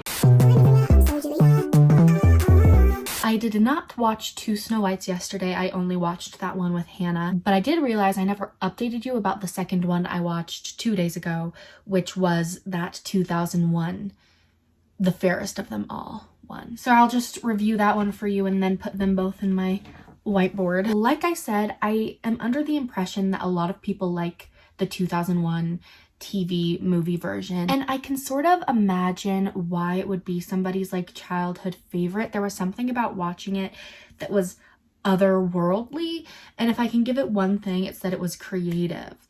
Like it did some different things. Mainly I thought it was kind of cool that the dwarves were like the colors of the rainbow. I don't know if I really got it, like what the whole vibe of them being the rainbow was, but they were like, I think literally the rainbow. Maybe this is sort of because I watched it when I was really tired, like in bed, sort of willing it to be over so that I could shut my eyes and fall asleep. But I definitely don't have the strongest grasp on what was really happening in that version, besides like the broad strokes of Snow White. It was basically Snow White, but all of the creative things they did, there were like gnomes in it, and it was creative, but I don't get it. Again, maybe I wasn't paying enough attention, or maybe it just felt like a fever dream to me. This is what I put on Letterboxd: Snow White, but make it a fever dream. The whole thing feels like I literally dreamt it. It didn't happen. It's not a real movie. There's something cool about that. And there are a lot of little shots in it where I'm like, oh, this would have wormed its way into my brain forever if I saw it as a kid. But watching it as an adult, it felt very strange, very weird. It's a weird little Snow White. Mainly, I think the performances are super strange. Like Snow White acting weird. The king is acting super weird. Papa? Snow White. The roses are beautiful. I think the evil queen was probably the strongest performer, but even she had just like weirder things going on. Like the mirror sequences, it's in like a hall of mirrors, and there's so much of repeating of the word you are the fairest of them all. You are the fairest of them all. And then like Snow White shows up to say, I am, you're not. I'm the fairest of them all. I'm the fairest of them all. And like the king gets trapped in the mirrors. I don't know, guys. I really expected to enjoy this one because the trailer looked cool to me. It's directed by a woman, and I got a surprising number of Twitter replies and people on my Patreon voting for it, people who like that one. But I'm not advanced enough. I was confused and bewildered by the whole thing. The question though is where it goes here. You guys, I think I'm gonna rank it really low, and I just want to apologize because I know people like this one and I can see it, like I get it, and I don't despise it.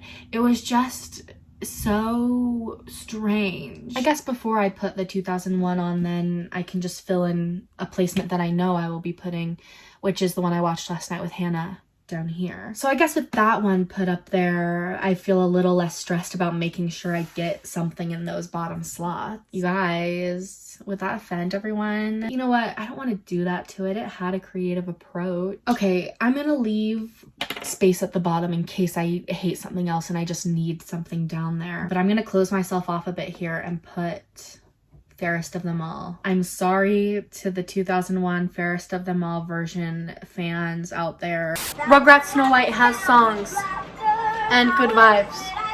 Update, I don't like this diaper song. Appropriate for the age range this is made for, but not for me. I'm not having the best time watching the diaper song. It just occurred to me that the narrator of this movie sounded like Amanda Bynes, so I looked it up, and it is her. So this is Amanda Bynes' second appearance in the Snow White binge, which is fun. They're singing a cute little song to her as she is passed out, and it's cute and all, but there's like a lot of movie left to be here right now. I don't know what is gonna happen onwards from here. So that was long. It was an hour and 10 minutes, and somehow like the whole last 20 minutes I just sat there like, is this not over? What are we still doing here? And that would be my main critique, is that this could have made a really cute like half hour, but it's just not movie worthy. I am, however, a Rugrats stan. I kind of like haven't revisited Rugrats as a grown-up, but they talk so cute and I loved that show as a kid, so I did find this pretty nostalgic. It's basically what you'd expect.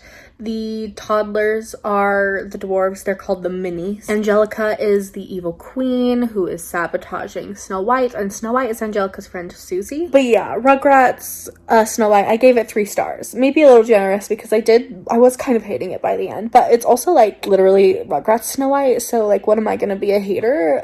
It's not that serious. But that did really sap me of the energy it's gonna take to watch Happily Never After. I'll maybe do that like tonight. Okay, so I am halfway through the Snow White Happily Never After.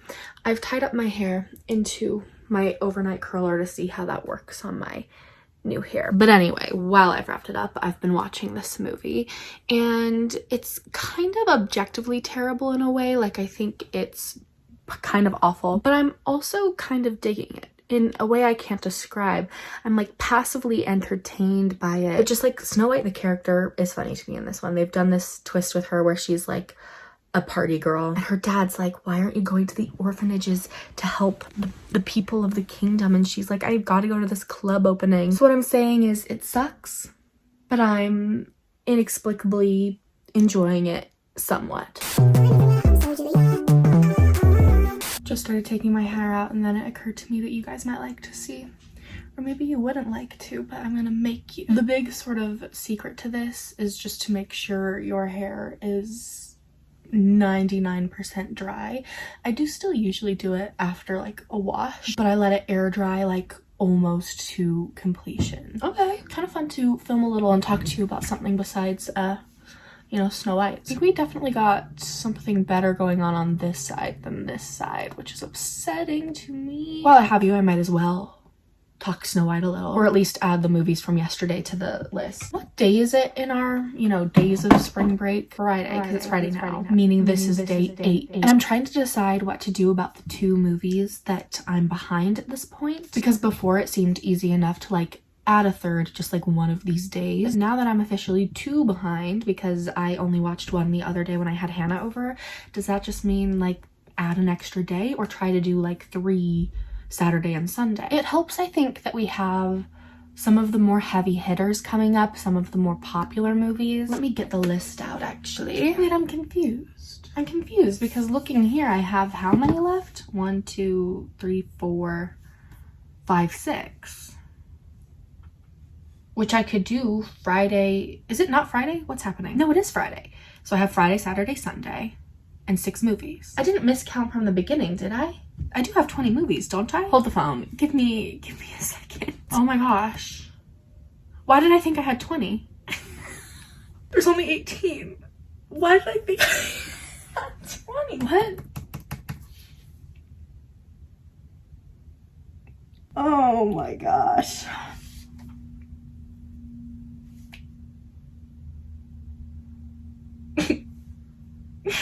There's only 18. Okay, I don't know how I thought there were 20. But this, like, it's actually a win. It's a win because now we are not any behind. We are exactly on track. That's crazy. 6 left, 3 days. And to think, like, I might have not realized that. The real downside to this is that the ranking is messed up. What am I to do? What am I to do? Or maybe I can just like take the extra 2 slots as my sort of advantage for this. You know, like maybe we'll pretend that from the start of this exercise, I had added 2 slots so that there was wiggle room and I could try to get a more accurate blind ranking. That obviously is sort of, I think, antithetical to the point of a blind ranking, being strict, trying to predict what you'll think. But at this point, that's my best option. I'm just gonna keep this as is and keep ranking things in here and just accept that I have a little advantage. I have some wiggle room. Well, let's get these other movies on here, I guess. So Rugrats is gonna fall somewhere in the middle, right? I think it was cute for what it was, but I was maybe ultimately more down on it than I was up on it because like it was just too long for what it was as well. So maybe I'll put it like right below canon group here. Happily Never After 2, on the other hand, was iconic but bad, terrible, and so slay. Okay, I mean, I guess like strategically to save this slot, I'm going to put Happily Never After up here because if I'm honest, I did like something about it. And I'm not sure why. In a more critical sense, I don't think putting it above Tale of Terror or the live action one or 2001's Fairest of Them All, I don't think it really adds up, but it does feel kind of true to me in a way. So I'm gonna put it up here. Oh, I forgot, in the Happily Never After titles, they capitalize the E. I hate that. I hate the way that looks. It's disgusting. And that's my strategic truth, I guess. I don't mean to be a hater, and just to touch base with you, I do feel a little bit more burned out on this video than I felt watching all the Cinderellas because that video came from the heart. I love Cinderella retellings, and I was just saying this to Hannah the other day. I think that that's a template for storytelling that is a lot more adaptable. Cinderella just kind of needs to start out being mistreated, get invited to a party, have things sort of turn around for her at that point, and there's usually a mystery made out of her identity. There's usually a stepfamily that is causing her misfortune, but all of that stuff feels pretty baseline, like you can do a lot with it. Snow White, plot-wise, is just a little more intricate. I think that's why you don't see modernized versions that often. I believe I said there was only the one, Sydney White, and I guess in the style that I'm thinking of, that's true, but there are other modernized versions. I believe that to be true sort of Ball of Fire, even though I don't think it's that attached to Snow White. And Deadly Summer was also modernized, but that's still not very many, and I can see why through watching Sydney White, because they pulled it off. They found parallels for everything, and sometimes in a pretty smart way. You need 7 guys, you need her to live with them, so I guess have her live with a frat, set it in college. You need a mirror, do this ranking thing. They figured it out, pretty clever. But unlike the Cinderella story series, I don't really see how you could do that more than once. That's a really hard like sequence of events to try to replicate over and over. How are you gonna get this girl to live with 7 guys that many times? How are you going to repackage the mirror? How are you going to repackage the apple, the murder attempts? So I'm watching all of these movies like, yeah, that was Snow White again. And maybe things will start looking up from here. So today I should be watching Grimm's Snow White. I saw this on Tubi when I was using Tubi to find A Deadly Summer, and I don't know if it will be good or bad, but based on the title, Grimm's Snow White, I think it's going to be all about being like loyal to the original fairy tale. So I bet we'll see the lace bodice and, you know, the comb. I know that right now I'm not going to get right on watching a Snow White because I want to go to the dog park. It is finally sunny, but it's only supposed to be sunny for like the next few hours. And since it is still Friday and people will still hopefully be at work, I bet we could get a pretty decently empty dog park. So if you're wondering, Rollo had a great time at the dog park. I made it back home and decided to tune into Grimm's Snow White. And I'm hella confused. Listen to this. A star burst from the heavens, fell to earth.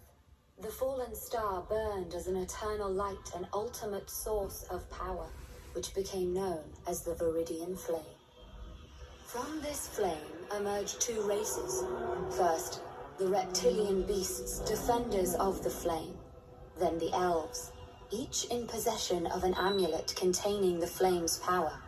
Some resolved to remain isolated, guarding the flame where it fell, deep in the mountains of North Falia. Most chose to live among the humans, in hope of a better life. But the humans have begun to enslave the elves and exploit their gifts. There are murmurs that this is the beginning of the great prophecy. It tells of a mighty luminary who will rise in an era of great turmoil. This is where our story begins.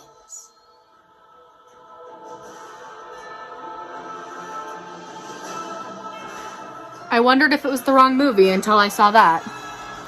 What is happening? I thought, based on the title Grimm's Snow White, that this would be very by the books. I mean, like, maybe this is the original version? I haven't, like, read the Grimm version. I, like, read the Wikipedia summary, and I've pretty much got it from some of the more loyal adaptations. It didn't have any of this stuff, right? Am I wrong? Did it have the reptilian species and elf slavery? Did it have a prophecy of a luminary? We'll see. So the king was killed by a giant lizard. And that's how this one is starting. The prince is kind of hot in this version though. So there's that. Basically, I'm not loving it, and the world building especially is insane to me. But, oh, look. It's like if Snow White had a lizard attack during like the huntsman part. That's what this movie is like. But especially the evil queen is kind of doing a cool performance. To me, he kind of looks like guy in Ella Enchanted. In this version, I do have to say, despite the fact that he's very handsome to me, I'm not really feeling the romance. It starts with him propositioning the stepmother, and then like he sees her and he's like, oh, I'd rather marry this one. Okay, I finished it, and as much as there was something weirdly respectable about that movie, like I do believe it tried to be a good movie. The studio behind it was Asylum, which I believe is like the Sharknado studio, so they could just be releasing Z movie stuff that is supposed to be bad, so bad it's good. But like I believe, based on watching it, that the people behind that wanted it to be good and put effort into it, and that I can respect. Unfortunately, I do think it would be accurate to say that I would enjoy everything above it if I put it right here. So that is what I'm going to do. I still don't get why it was called Grimm's Snow White when it was being like creative and doing weird things. Like that was not a straightforward like Grimm retelling. And unfortunately that does close me off a lot from being a hater any more than I have already been. Like this is kind of bleak. We have everything on this side. But that's just the name of the game. Making the decision now to skip ahead chronologically to the last one on the list that I wouldn't say I'm interested or like excited to watch, because then I'll have gotten it over with, and the remaining 4 are movies I'm kind of more excited to watch. I'm convinced that I'll like Ball of Fire. I am interested to see Mirror Mirror, and I'm curious about The Huntsman duology. So the one left outside of those 4 is called Red Shoes and the Seven Dwarfs. And I knew I wanted to include it because I actually remember controversy around its advertising. Mainly I remember seeing this poster floating around. It says, "What if Snow White was no longer beautiful and the 7 dwarfs were not so short?" And like, yeah, this poster itself does very directly imply that being less than makes you less beautiful, and I think that is bad.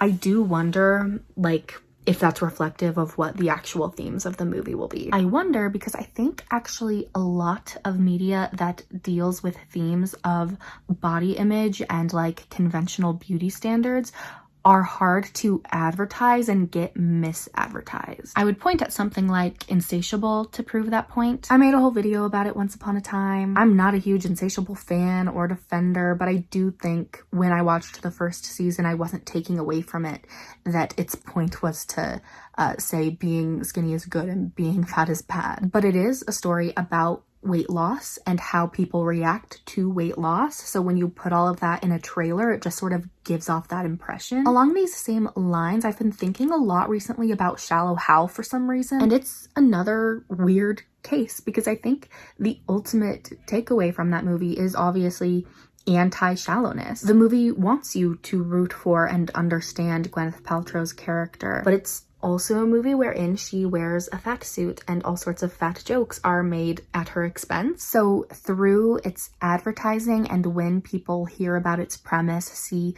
clips of it, you really get the impression that it's actually a very shallow movie itself. And I'm not saying it's perfect, but I do think it's a little more complicated than that. So while I'm not necessarily confident that I'm going to like this movie, I am interested in what it's actually like in comparison to this ad that like blew up online. Because I have to believe that this movie will not end with the takeaway being that, you know, Snow White needs to lose a few pounds or something. No, I bet it's going to be much more about self-love and loving people for who they are on the inside. That's what I imagine. So we will see about that. Okay, I've been struggling with my new hair length to fit it in a claw clip like bun style, but I do think it works really well for like a pony type thing. Anyway, I finished Red Shoes and it was okay. Just as I thought, it's not a movie about how it would be terrible if Snow White were fat and ugly and disgusting. Her like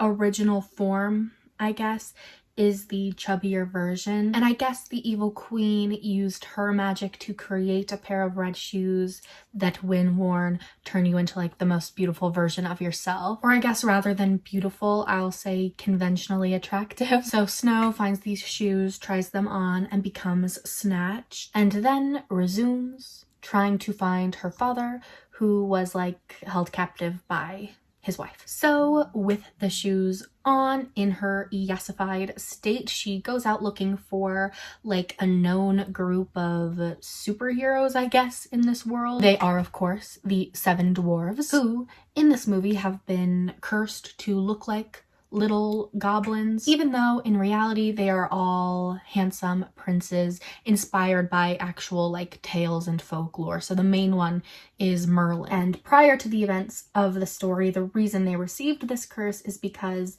they defeated who they thought was like a malicious witch, because she was like ugly, I guess, and it turned out she was actually like a fairy princess. So she cursed them to look ugly. It's kind of Beauty and the Beast-y in that way. But anyway, the stipulation of their curse is that it will be broken if they are like kissed by a beautiful princess. So Snow, of course, is a princess, but she doesn't tell them that. They assume that because she's awfully pretty, and they, as a group, sort of selfishly agree to help her because they want her to kiss them. And I do feel like somebody might watch this movie and say that their depiction of beauty standards inherently perpetuates them. I mean, that's sort of the shallow how problem, right? If you want to tell a fantastical story wherein beauty standards are reinforced by some kind of magic, then your story's magic system does kind of have to buy into and abide by beauty standards. If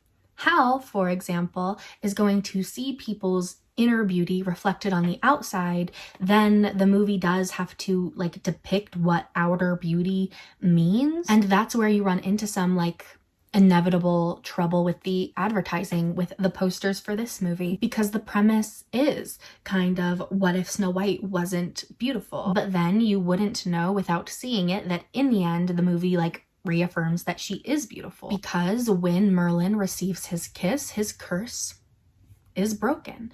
Except there is a little caveat to that. They actually kiss earlier in the movie, but the curse isn't broken. And the implication to me is that it does break at the end, because at that point he like sees her for how beautiful she is, like in and out. So I guess I don't love that in the context of his curse, her beauty is determined by how he views her. Like in terms of his arc, it's nice, but for the sake of her arc, it kind of feels like the message should be more about self-acceptance, like Penelope style. She can break the curse once she believes she's beautiful.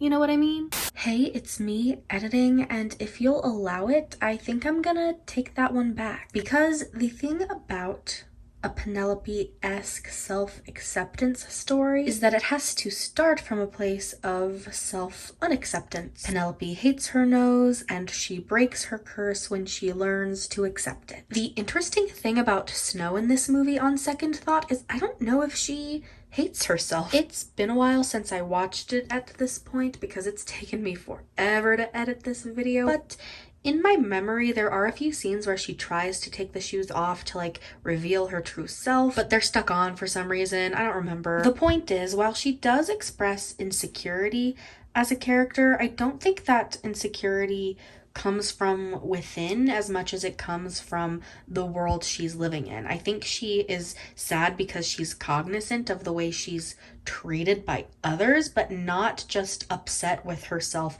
and her looks like independently. There's a specific montage that comes to mind wherein she's interacting with a lot of random townspeople, and keep in mind these are characters without the same curse the dwarves have, a curse that means they're actively seeking out beautiful princesses to kiss. These are just everyday people out and about, and she is treated significantly better by them than she ever would have been without the shoes on. And through scenes like that, and because the climax of the movie comes down to Merlin's opinions on her, I've actually come to think that this movie expresses a far more novel theme than self-love. I think I had like a knee-jerk feminist repulsion to the fact that this whole movie hinges on a man accepting a woman. Intuitively, to my 21st century brain, that feels regressive. It feels like we should be doing a story about self-love, but I don't know. Maybe self-love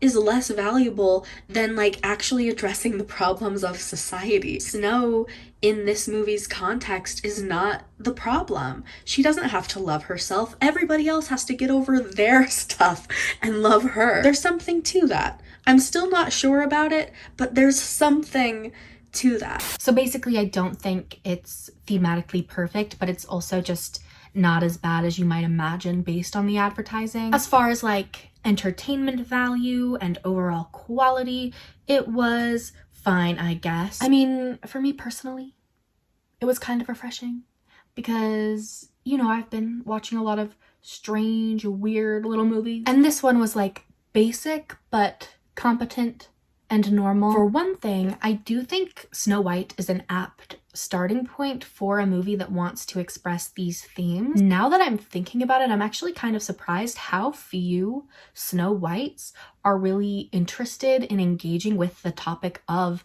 beauty standards, given the whole fairest of them all thing. I also found the quality and style of the animation very refreshing after something like Happily Ever After yesterday. I particularly liked a unique style they put on some backstory about the king remarrying. There were some jokes that were funny. I thought the voice acting was good. And with all of that in mind, I think I'm gonna put it between Sydney White and the silent film. And knowing that I have 2 extra slots with only 4 movies left, I think it makes perfect strategic sense just to put it at 8 so that there's room on either side. That's what I shall do.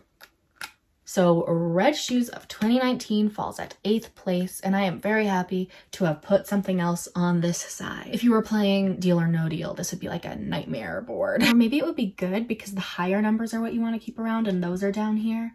So I guess actually you would love this. So now there are only 4 movies to go. It's crazy to have like erased 2 from the count today because now I feel so at ease. I'll catch up with you tomorrow. Fit check? How do I fit check? It's just my upper body. You guys, I want to show you just because this is like a yellow skirt. And it's supposed to be Snow White vibes because of the yellow skirt. Although, when I bought it, it was supposed to be Mamma Mia 2 Here We Go Again vibes. And I'm wearing little cowgirl boots. Well, they want to see So welcome to day 9. Oh, that's so sad, day 9 already. But it's not over yet. We have 4 Snow Whites to go. And I called my dad because he wanted to watch Ball of Fire with me. And we are running out of time. So I was like, you're watching it this weekend or you're not watching it with me at all. So we are going to watch it today, but first we're going to go to a protest at the Utah State Capitol. And this is actually a national protest, like against recent executive orders and stuff. That is essentially this morning's update. So I had to change out of my cute shoes because my dad's like, it'll only be a mile walk if we take the tracks. Uphill. Yeah, uphill also. Is there a political rampage you'd like to tell the YouTube? Not that would be appropriate. Oh, well, here's an appropriate thing. Would you like to say we support Rachel Zegler? Yes, yeah. Very much. Okay, welcome to my dad's place, otherwise known as the Hall of Concert Posters. Why did I choose you to watch Ball of Fire with? Because it's written by Billy Wilder, and I love Billy Wilder, and I've never seen this movie, so I'm very excited. Exactly. I don't actually know if it's going to be that Snow White-y. I think it's going to be like vaguely inspired, and I think mainly there might be like a Seven Dwarves homage. We did just find out her name. It's not Snow White. Would you like to reveal what her name is? Sugarpuss. O'Shea? O'Shea. She's like a showgirl who's singing this song called Drum Boogie.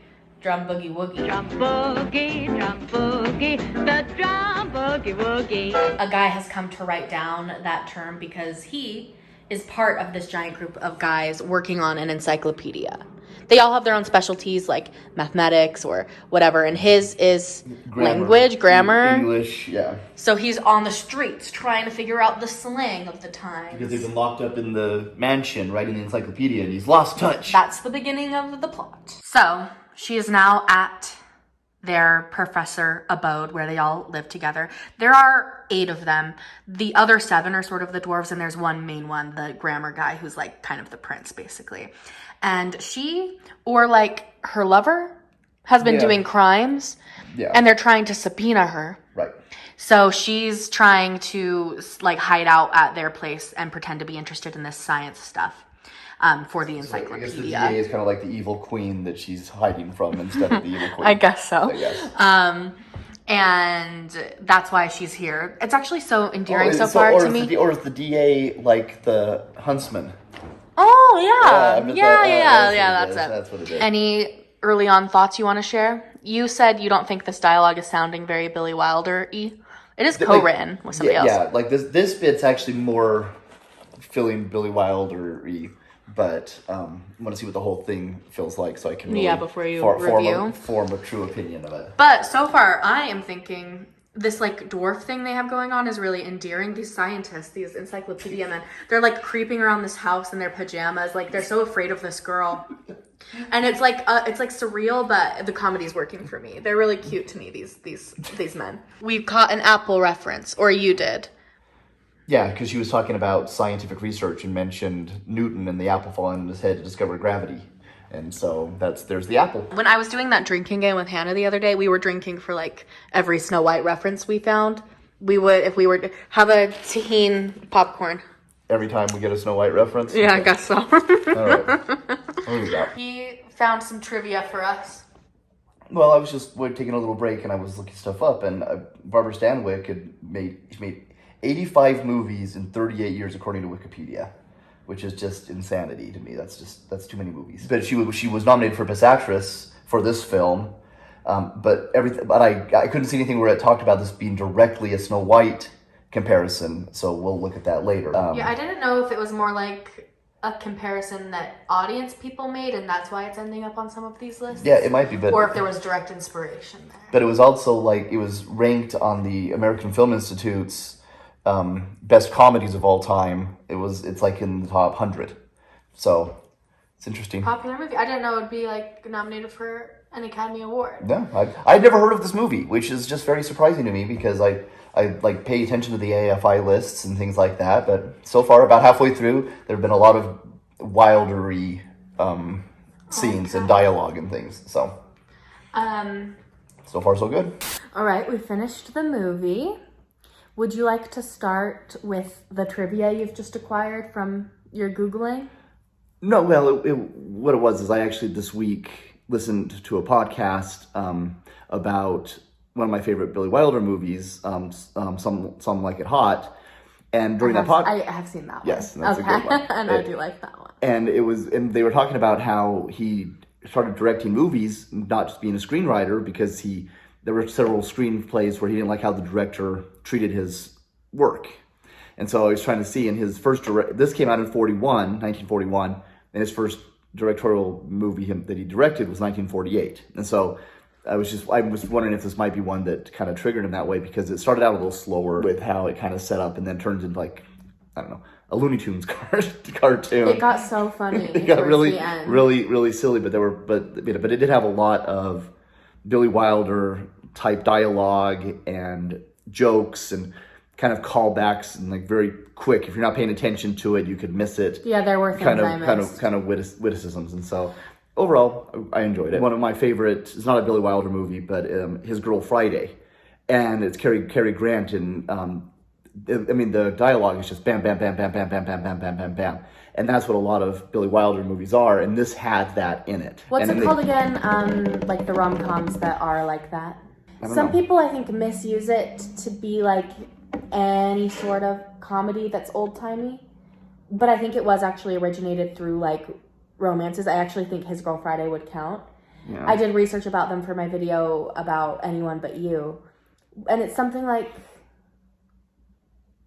Screwball comedy. Screwball. One of the IMDb subheaders for this was Screwball, so I don't know why I didn't. Yeah. So yes, I get okay. What I was going to say is I really feel like we need some Screwball energy back in movies of that quick-witted back and forth. Yeah, that's what I always love about watching old movies and classics. Yeah, that's why the best romantic comedies in general to me have that Harry Met Sally. Harry Met Sally is exactly the one I was going to bring up. Exactly, because they just talk. 40s, 50s, and Billy Wilder is probably my favorite of those. But even his non-rom-coms, Sunset Boulevard has great snappy dialogue. Stalag 17, Some Like It Hot. Now you're showing off. Yeah, but he does it all. Yes, I quite liked it a lot. It's especially refreshing after all of the movies I've been watching to watch something that's good, at all, and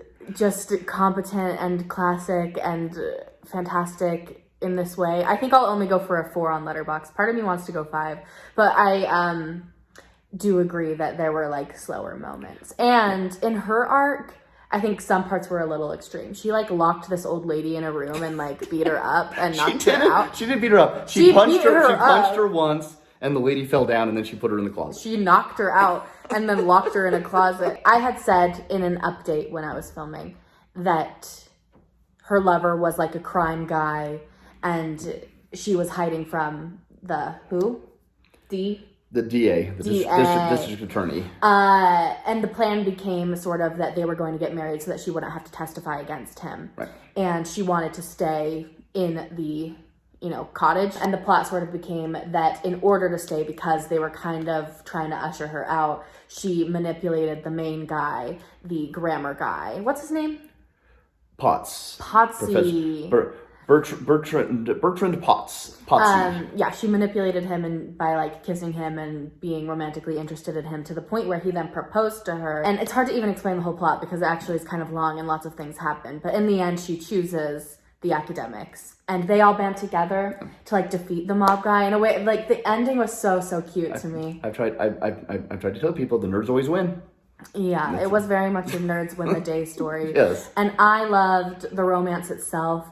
Like, despite the fact that she knocked that lady out, I thought their scenes were very cute. Even she was manipulating him for so much of it, but like they were so cute together. But the other thing I was saying is, as a Snow White retelling, and I do think the homages there are intentional because they referenced the Seven Dwarves. Yeah, like and then they just like, oh, here you're staying with the Seven Dwarves. Then you go, well, there's 8. As a Snow White retelling, I found it really refreshing because of her character. You know, despite the knocking out of the old lady, I do think it's fun that she's like a spunky little criminal girl. And in this context of her coming to this academic's house, I was explaining to him that having watched all these other Snow Whites, it is so often that she is like getting them put together, cleaning up after them, becoming their surrogate mother. And in this version, they're like already tightly wound up working 9 to 5.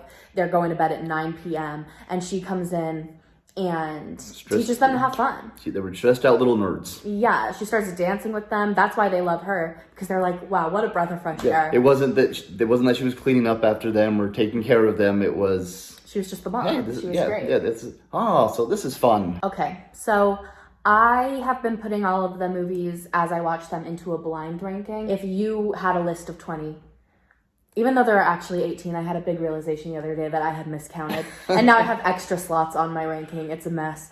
But let's just say you get 20. There's 20 slots. You haven't seen the other Snow Whites. Where do you think this would go in your Snow White ranking?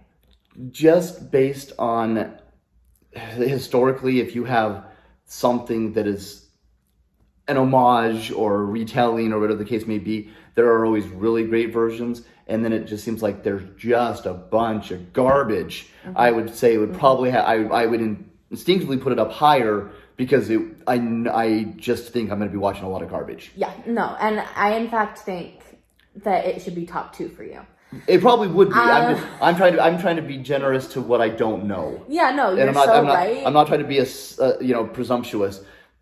Because I could, and partly because I haven't seen the original Disney version in a long time. Top 2. Yeah, it's a long time I haven't seen that one, and I can't think I've seen any others unless I just didn't put it together. But so to me it probably is a top 2, top 3, depending. Assuming maybe there's some weird hidden gem. Snow White and the Three Stooges was weirdly good. So the Stooges were basically the dwarves, as you would imagine. Okay. Yeah. And were there only 3 of them? Yeah, there were only 3. Okay. I mean, whatever. But the dwarves exist in the universe. They were just like staying in their house for some reason, and they were raising the prince because they found him and he had amnesia. The Stooges seem to have a lot where they end up raising a baby. Really? Is that normal for them? It's kind of one of their big recurring things. So me just judging your taste, I think your top 3 would be, the Disney animated original, this one, and the Stooges one. I don't think you would like any other one I've seen except maybe the Sigourney Weaver one. As for me, knowing where I have everything placed, this would either go above or below the Disney original animated version, which I right now have at 2, and the space above it and below it is empty. I'm leaning towards putting this one up front, number 1, because I would sooner rewatch it. I'll probably watch Mir Mir tonight, but I probably won't tell you what I thought about it until tomorrow. Do you have any parting thoughts? No, I think if you enjoy this one, go check out more Billy Wilder. Do you want the people to follow you on Letterboxd or something? Sure. I'm on Letterboxd. You can find me as I'm Pliskin610 on Letterboxd. Bye. Hi, so welcome to day 10. I just showered, obviously, and I'm going to record a time lapse of me brushing and styling my hair while I watch Mir Mir right here next to me. I've started already because I did not watch it last night. So 3 today is the goal. So far, my main thought is that I didn't know Armie Hammer was in this.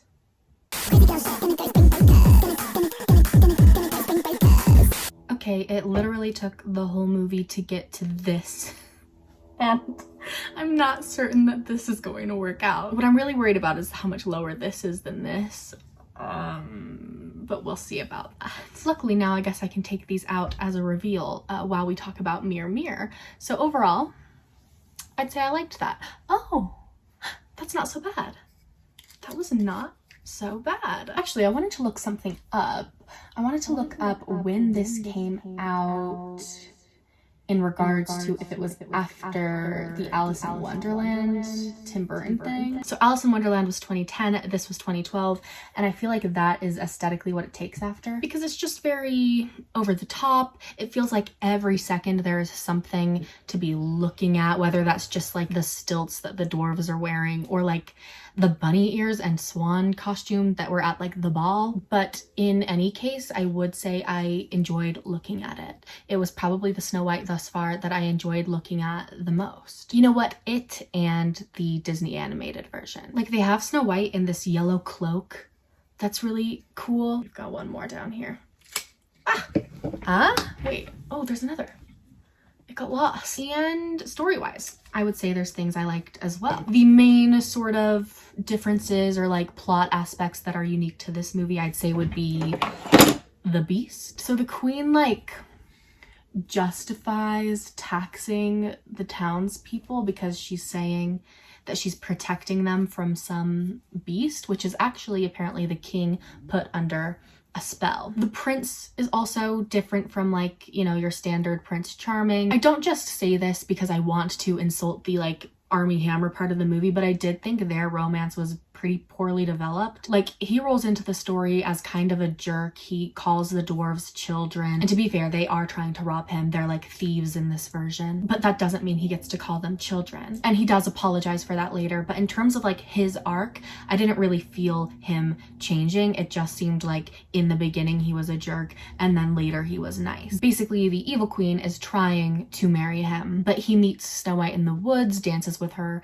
at the dance, and he's more into her. But then the queen fakes her death, tells him that she's dead, and at that point she puts a spell on him so that he will be in love with her instead. But that curse gets broken by Snow White because she kisses him. They sort of swap the kiss in that regard because she never eats the apple. That's the other big difference. In the end, there's like this homage to the apple because the evil queen like comes back to do one last thing, but in the end she doesn't eat the apple. She's just too smart for that in this version. But yeah, that's like the beginning and end of the prince's story. There just weren't real steps towards his development. It was kind of random. I didn't feel why they even loved each other besides that they met once or twice and like thought each other were cute. There wasn't really anything there. So by the time she's kissing him and breaking the curse because it's allegedly like true love's kiss, I'm like, what do you mean?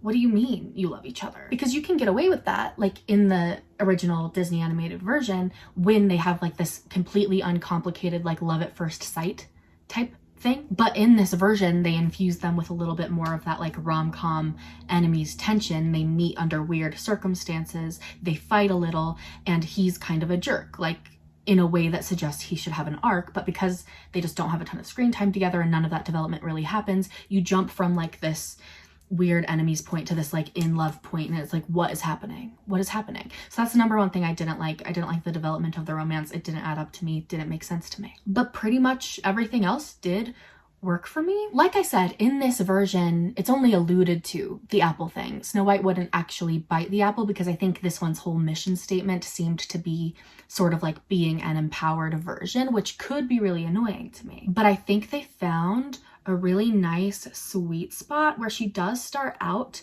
a naive princess and then like actively learns to become a sort of warrior. She teams up with the dwarves, they teach her how to fight and all of this stuff. She becomes different throughout the story and becomes smart and empowered. So it's sort of like Mirror Mirror just sort of took the actual plot structure of Snow White and fit like character growth and like badassery into it. It had a sense of humor that was kind of annoying to me, and that's not to say there weren't any jokes that worked, but I think once again, because of this like 2012 era, it felt the need to be very self-aware, and because of that you get some like wink wink like fourth wall breaking jokes. They called her Snow White. probably because that was the most pretentious name they could come up with. You don't have to like prove to me that you're self-aware. You can just do your thing. Like, I'm not worried about it. I think because I have been watching all of these Snow Whites, and among Snow Whites I would say it's a better one, I feel tempted to give it a 4, but if I were watching this like divorced from the Snow White project, I'd probably lean towards 3. Like, that was fine. I'm not probably ever gonna watch it again. Oh, I forgot to put Ball of Fire, but I'm gonna put Ball of Fire at 1, as I said. Now I can really see what my options are here. Definitely not gonna put it on this side. I think it deserves this side. Yeah, below Stooges, above Sydney makes sense to me. So now that I will be moving on to the Huntsman movie and its sequel, I couldn't go any lower than right here, and that means I hopefully, even if it's like not my vibe, think it like works and that it's doing something, you know, cool and worthwhile. I will watch Snow White and the Huntsman right about now. I did forget to tell you something though, which is that I actually got something to celebrate this being my last day of Snow White spring break.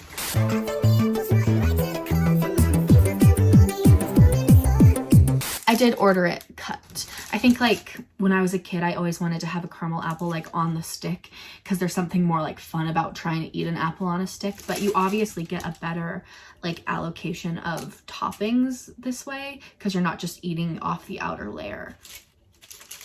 Yeah. Okay, I've started the movie.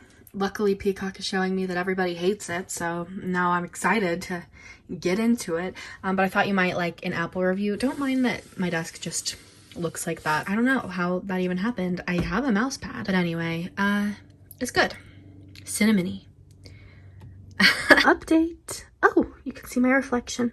This movie is so boring. So in this version, this queen, she's more like a premeditated evil girl. I think that she has killed multiple kings. I think maybe somehow through magic she has eternal youth. That's just the vibe I am getting. There's like 5 full seconds between every line in this movie. Let's have some evidence of this. Look, this scene. She says something. Nothing. Oh, there we go. And I know sometimes movies are about like a lingering look. She's looking at something important. But this is just the whole vibe of the movie. Oh, is she gonna kill her for youth? Everything is happening like at 0.5 speed, basically, is what this movie feels like. I feel like I need to film a lot so that I can like convey to you how much nothing is happening. I know that things are happening, but do you know what I mean? Like, why is he taking several years to walk up to her? And why do we all have to do 1,000, you know, head motions and things between lines? Why doesn't anybody say anything? Why doesn't anybody walk at a normal pace? Like, I just can't do this. How much do I have left? Oh my god. Just to be fair and balanced and honest, I wanted to show you that they're running now. And I guess things can move in this movie, which is good to know. Oh. If this and Tale of Terror are like the dark, sexed up versions of Snow White, this one I think is aesthetically at least pulling it off more. Maybe once Snow White and the Huntsman sort of meet up in this movie, it'll get interesting. Right now, Snow White's just on the run. She like escaped and now everybody's chasing her and she's in the woods. So maybe she'll meet the dwarves. I'm just like waiting for something to happen. I think what's happening is a love triangle between her, William, the guy she grew up with, Sam Claflin, and a Huntsman. But like, I feel there's zero energy in either of these dynamics. This is like a romantic scene. Let's see. Maybe it's not fair to call this a romantic scene, but like a development scene for their relationship at the very least. And like, they're, again, 1,000 minutes between every line of dialogue. But I have a duty. So do you. Brother. Scratch that. Not a romantic scene. He might be possessed or something. He just gave her the apple. He just gave her the apple. She's dying now. It's not him. He just got woken up. It's not him. So that's nice, I guess. Okay, so basically Sam Claflin tried to kiss her. Oh, that's my name. And it didn't work. She did not come back. And now the Huntsman is giving her this dramatic speech about how she reminds him of his late wife. So I think he's gonna do it. Oh, how much time is left? Like a half hour still? What could possibly happen? Please, let me go. I can't anymore. I finished it, thank God. And yeah, as you should know by now, I did not have the best time. The way it ended is there was basically a battle, and you know who won? The Snow White side. They won. It was kind of a long battle sequence though, and now that I'm thinking about it, I think the most accurate way to describe this movie would be like Snow White for boys.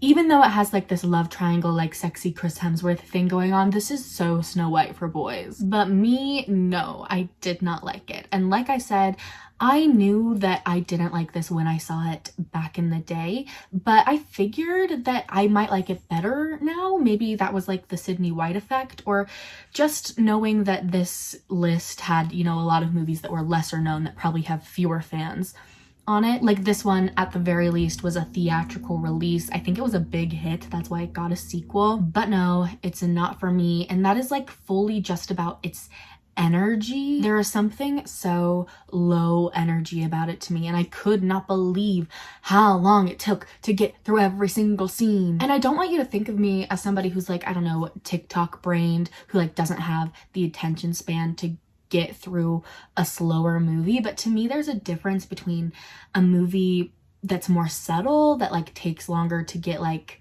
revved up plot wise, and something that on a scene by scene basis has people like taking 10-second pauses between their lines. And I get that there has to be time and space in certain moments for like dialogue to hit and characters to react, but every scene, dialogue big or small, we are talking like blah blah blah, blah blah blah blah. And as far as the romances were concerned, I didn't really connect with either of them. But looking at the placements I have left for it, I wouldn't say I hated it enough that I'm disappointed I won't be able to put it lower than this, because there were things to appreciate, mainly visuals. So there were some pretty cool effects and also some really pretty landscape shots, a certain grandeur to it, I guess you could say. And I always feel that like fantasy stories are helped by that scope. Also, like, weird compliment for it, I love how much bird imagery there was. Starlings were murmurating, people were turning into birds, and birds were turning into elves. The movie actually starts with Snow White as a child, like tending to an injured bird. And as a bird lover, I enjoyed that aspect. But I must say, I broadly had a terrible time watching that, and it was not for me. So I'm gonna put it at 13. And if you're worried that means I won't be able to place its sequel lower than it, I'm kind of thinking I shouldn't watch the sequel. So like, I knew when I put the sequel on the list that it didn't have Kristen Stewart in it, and that it wouldn't have Snow White in it, that it wouldn't basically follow the plot of Snow White the way that this first one did. But I figured I'd include it anyway because it was interesting to me for that reason. Like, what does it mean to do a Snow White universe movie without her in it? And now, having rewatched this one, I do have questions like, how does the evil queen essentially come back to life or back into power to where she can be a villain again? Why does the huntsman have a new love interest? I guess even in this movie, I wouldn't say Snow White and the huntsman like ended up together so much as they had an unspoken romantic bond thing. So I guess it's fine that he has a new love interest, that's whatever, but there's still the question of like, where is Snow White? Why isn't she in it? I'd imagine it's because at the time Kristen Stewart was very hated and she got a lot of criticism for her performance in this movie. But like, narratively, she has now risen to power in the kingdom. So like, if the new drama in the next movie is going to be taking place in this kingdom, where is she? The point is that all of these questions about the next movie do not overpower my deep desire to not have to watch it. And I think I would feel more compelled to if I wasn't already off on my numbers, because then I would have to like complete the ranking, but I'm already gonna have empty slots. So like, why not knock another one off if it isn't a Snow White retelling? Like, it doesn't count. Snow White's not in it. It could be good, it could be bad. Most likely it's bad, but like, I don't care. Snow White's not in it. And this is my video. This is my project. This is my channel. We're playing by my rules. And you like can't make me watch that movie. Please don't make me watch that movie. Please do not get mad at me in the comments if I don't watch that movie. I will not be doing that. Yeah. I love when I free myself from the shackles of my mind. And I guess that's the blind ranking complete. I will do some reflecting about whether or not I would personally reorder any of this and film an outro plus an intro some other time. Thank you for your understanding. So it has been like over a month since I watched my last Snow White, and I just barely finished editing all of my footage. I am finally gonna finish this video today, and I will be free of Snow White. And not gonna lie, I'm eager to be through with this, so this is not going to be a long outro, but I did promise to let you know if any of my thoughts on the blind ranking have developed. All of this has been on here for so long at this point that I fear I will not be able to get it off. But I did end up making a ranked list on Letterboxd that has a few differences from this one. The bottom 4 are the same, but once you get to the live action version, I did bump it up above some of these others. I moved A Tale of Terror below it, I moved The Huntsman below it, and I moved Happily Never After below it. Because yeah, it didn't need to exist. I don't love it, but I do think it's better than those. Once you hit Rugrats though, everything above it has remained in its position. So really the big change is just needing to bump the live action one up a bit. That is my truth. And that is my story. Thank you for watching, especially because if you're watching this, then you made it all the way to the end. And if you must watch a Snow White retelling, if that is your heart's desire, then watch Ball of Fire, because it's the best one. You know what's crazy is this was like my spring break video, and as I'm recording right now, I have 1 week left of school before summer vacation. Later.